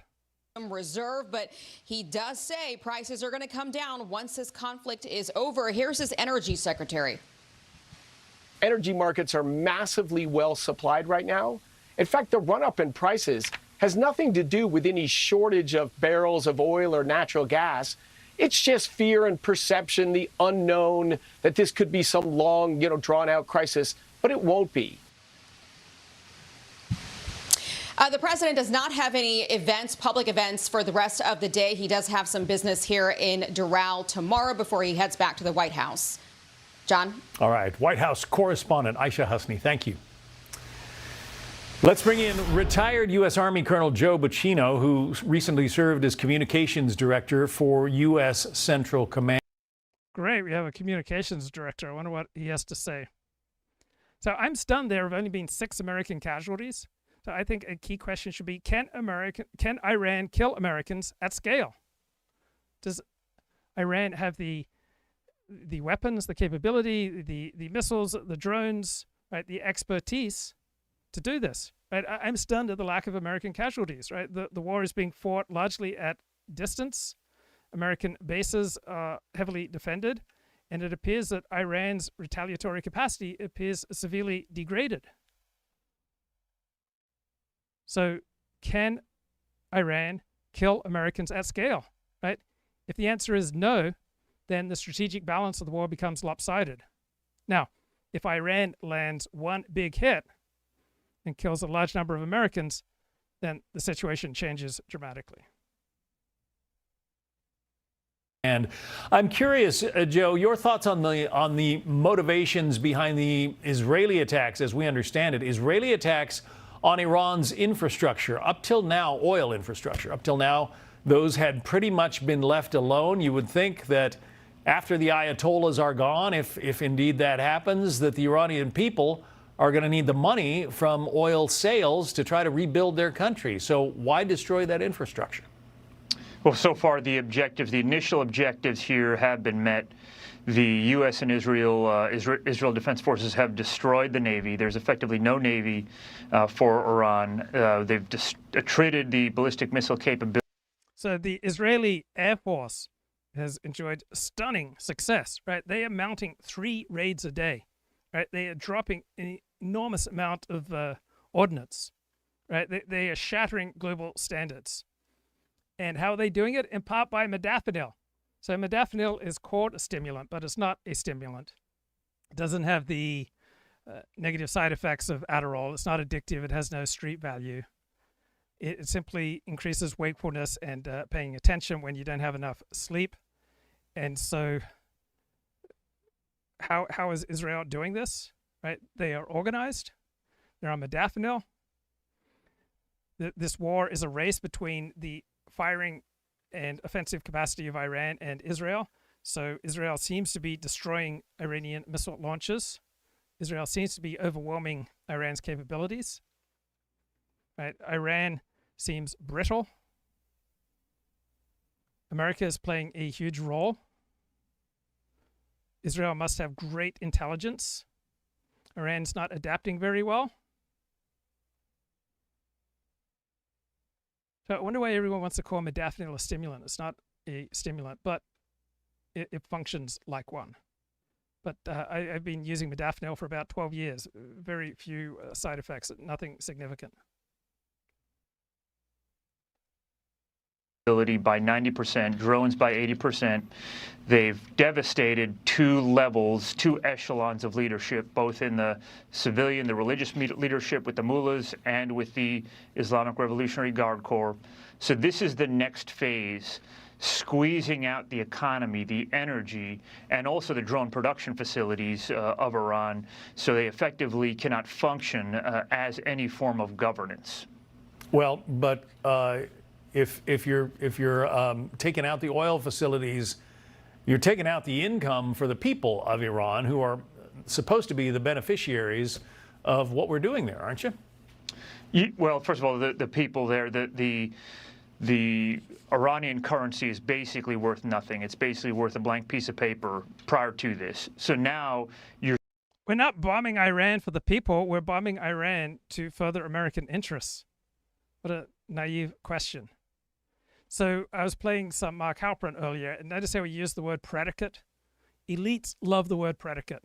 Elite journalists love the word predicate, right? Such a fancy word, and it performs various social functions, right? It signals that you're a member of an educated professional tribe, right? Use predicate and framework and parameters and modalities, right? It shows that you have an education. You are part of a professional tribe. So you say the policy is predicated on deterrence. It compresses complex reasoning into a single term. It really means based on, but it also implies a chain of logic behind the statement. So when elites use predicate, they are signaling that a policy rests on all these underlying assumptions and strategic reasoning that they understand, but you probably wouldn't. So instead of saying this strategy depends on the assumption that Iran will negotiate, they'll say the strategy is predicated on Iranian willingness to negotiate. So the word is a shorthand for an entire analytical structure. Third, using the word shows that you are serious, you are moral, you are formal, you're analytical, you are professional. You're engaged in careful, nuanced reasoning. You're not using political rhetoric. So if you're competing for credibility within a professional tribe, use predicate and shows that you are serious, and it shows that you're not part of the hoi polloi. It distances you from the populist. So the populist uses simple, direct language, such as built on, based on, depends on. elite discourse prefers abstract language because abstraction creates distance from ordinary speech and distance from ordinary people to show that you are superior. And it becomes a self-reinforcing habit.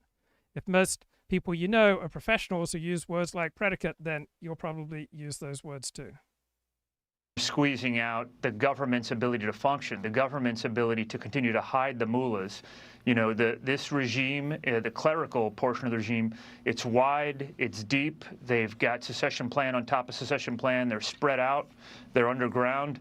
And so how do you squeeze out that clerical regime?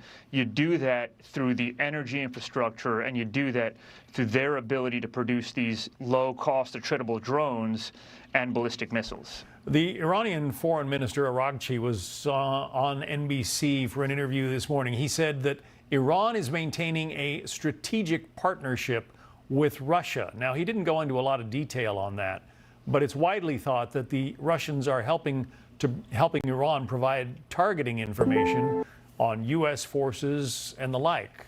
Can you comment on that? Is that likely? Well, it's continuing. This goes back about 2.5 years. Russia has been assisting the regime with targeting for quite some time here, really for more than 2 years, and that continues. It's not of great effect just because Iran no longer has the means of production or the ballistic missile capability to hold the United States and our bases in the Gulf states or Israel at risk. So there's not much productivity coming out of that partnership, but this is not a new thing. This is something that goes back 2 years. You know, if you remember, Iran sent the Shahed 136 drones, the Shahed drones into Russia to fire against Ukraine, and now this is a reciprocal support. So speech and vocal patterns are such an important key for understanding what's really going on. And you'll notice that the vocal affect, the vocal tone of academics is quite different from that of advocates in think tanks. So this is Suzanne Maloney. She is an academic specialist with regard to Iran. Notice the very flat monotone she uses. Succeeded with Iran, with the JCPOA. They were focused primarily on the nuclear issue. Was there any way, under any set of circumstances, that the Iranians would have included the other areas in a productive negotiation? Ballistic missiles, proxies? I have a very cynical view about all of this, which is that I believe that the negotiations were primarily a ruse, but that the Iranians understood that as clearly as anyone else did for precisely the reasons that Rob just referenced, that this was not the first time that there had been a process of negotiations underway, and that it, in fact, was intended as a kind of theater in order to keep the Iranians off base as the United States and Israel prepared to strike Iran. They learned that lesson very clearly in June. I think that, you know, given the context for these negotiations, which came only weeks after Tehran had slaughtered its own people in the streets after they came out and demanded. So you would never choose to listen to someone in such a monotone, in such a flat affect. And so it's another way of demonstrating how elite you are, that she doesn't care if anyone listens to her. By sounding as boring as possible, it's a way of claiming elite status. Regime change and protests over the course of late December and early January. I have to imagine that the Iranians really weren't caught off guard this time. They obviously wanted to test what might be possible through talks with the Trump administration, because to some extent, the administration appeared to. So like other Iran experts, Middle East experts, she's willing to admit that the Trump military strike was a strategic victory. But she wants you to know it was a tactical victory, but it is a strategic gamble. Right? She is a chief diviner of regime durability. So she interprets these military strikes not as a regime-changing event, but as a decapitation that leaves the deeply embedded networks of the Iranian Revolutionary Guard intact. So she, in effect, tells the sovereign, the stars of the clerical state have long been in decline. You have killed the man, but the system is in a state of slow-motion metastasis.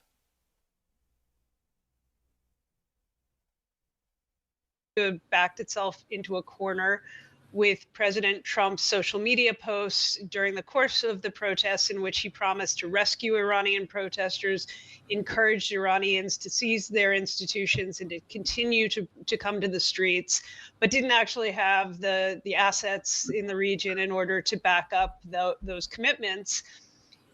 It was, So her social circle shares many of the internal inductions and the vibrations of, say, 3HO. There's a particular dialect, right? Calibrated pressure, interagency brainstorming, setting the theater, symbiotic relationships, right? So these are like the mantras of cults and religious groups. She uses phrases and dialects that serve as a loyalty signal to the blob, to the sober realist elite, right? To be a part of an in-group, you have to master the rhetoric. And she has mastered the rhetoric, and she has mastered the flat monotone.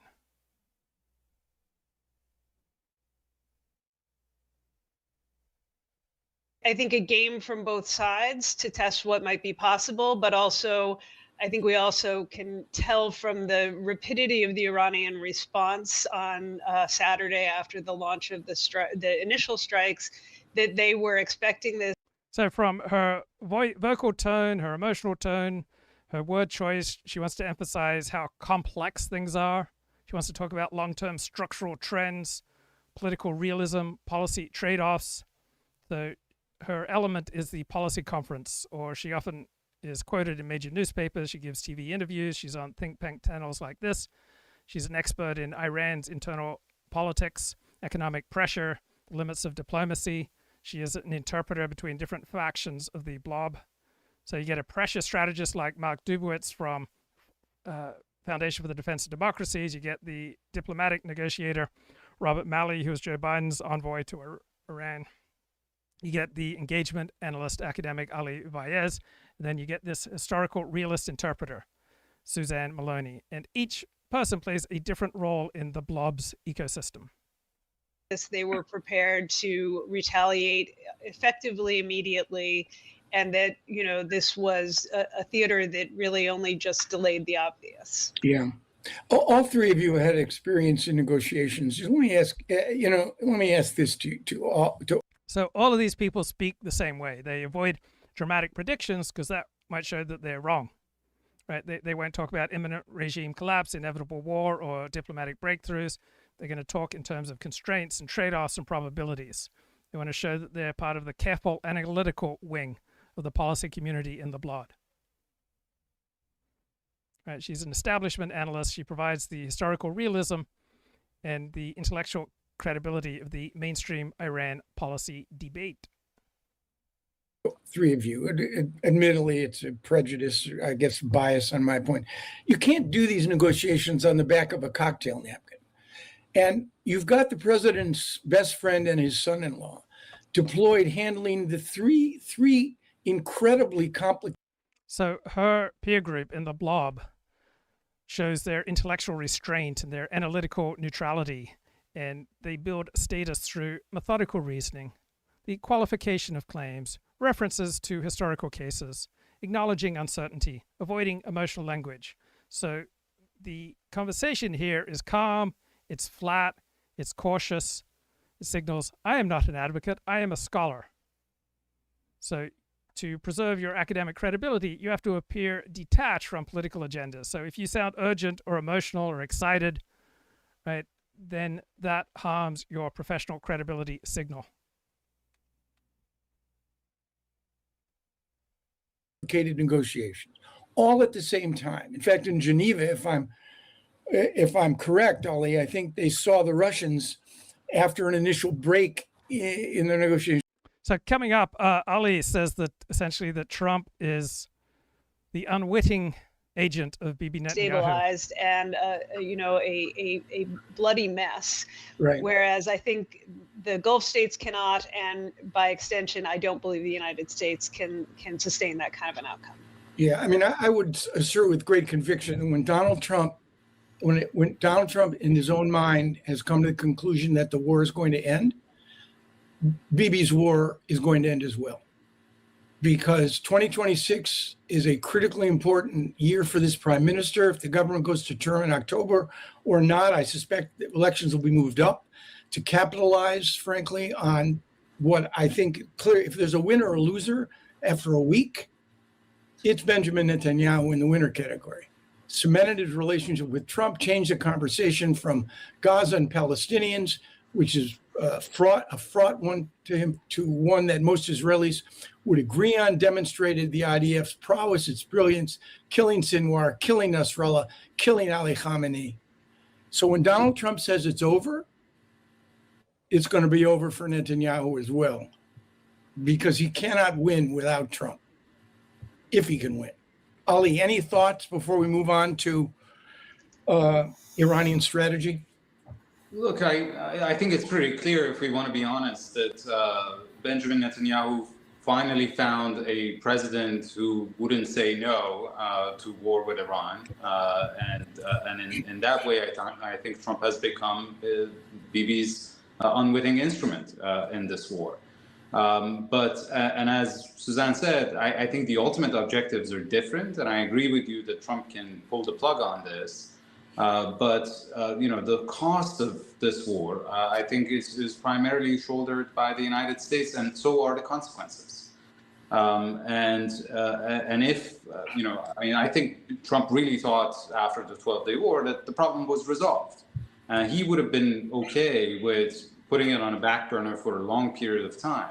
But it was still Israel that was pushing that there is the missile program, that this is a plastic moment in history where we can completely change the map of the Middle East. And Trump finally fell for it. Yeah, I mean, I would think that Trump is his witting partner, not his unwitting one. Remember, in June, Netanyahu offered Trump a piece of history, and he took it. So Ali Bayez thinks that if Bibi, this canny, wily Jew, he can just convince Donald Trump of anything. A little more skeptical. Another thing that I notice in this rhetoric and discussion is the fetishization of seriousness, right? The elite love seriousness. They love to criticize and dismiss Donald Trump's team for lack thereof. Now, when you look at the facts on the ground, when you look at the military execution, you couldn't get more serious than this Israeli-American attack. But the elites and the blob, the mainstream media, right, they focus their attacks on the Trump administration for a lack of seriousness in their words, in their rhetoric. To me, what's happening on the ground, what's happening in the military strikes is far more important than a lack of seriousness in memes or rhetoric. But if you talk about seriousness, that shows that you are a professional, that you are elite. So journalists love to say that someone's serious. They mean that someone speaks the language and follows the rituals of their professional governing class. And Trump and his populist nationalist allies violate those rituals. And so they are not serious. Right? Use plain language. If you engage in insults and mockery, if you don't follow the process, if you disregard bureaucratic norms, right? If you appeal to a mass audience, that just shows that you are not serious. First and only American president to strike Iran's nuclear sites without cost or consequence. And I believe Netanyahu offered Trump another piece of history with killing or helping to kill Ali Khamenei. This is Trump's war, and Netanyahu's together. Okay, a question I'm interested in, and Ali, we're going to start with you. The Iranian response so far after a week, it's referred to as horizontal escalation. They can't match the U.S. military directly, but a little bit of their bombs go a long way in making big impacts in places. What is the Iranian strategy a week in, and is it likely to change at all? Okay, let's leave it there.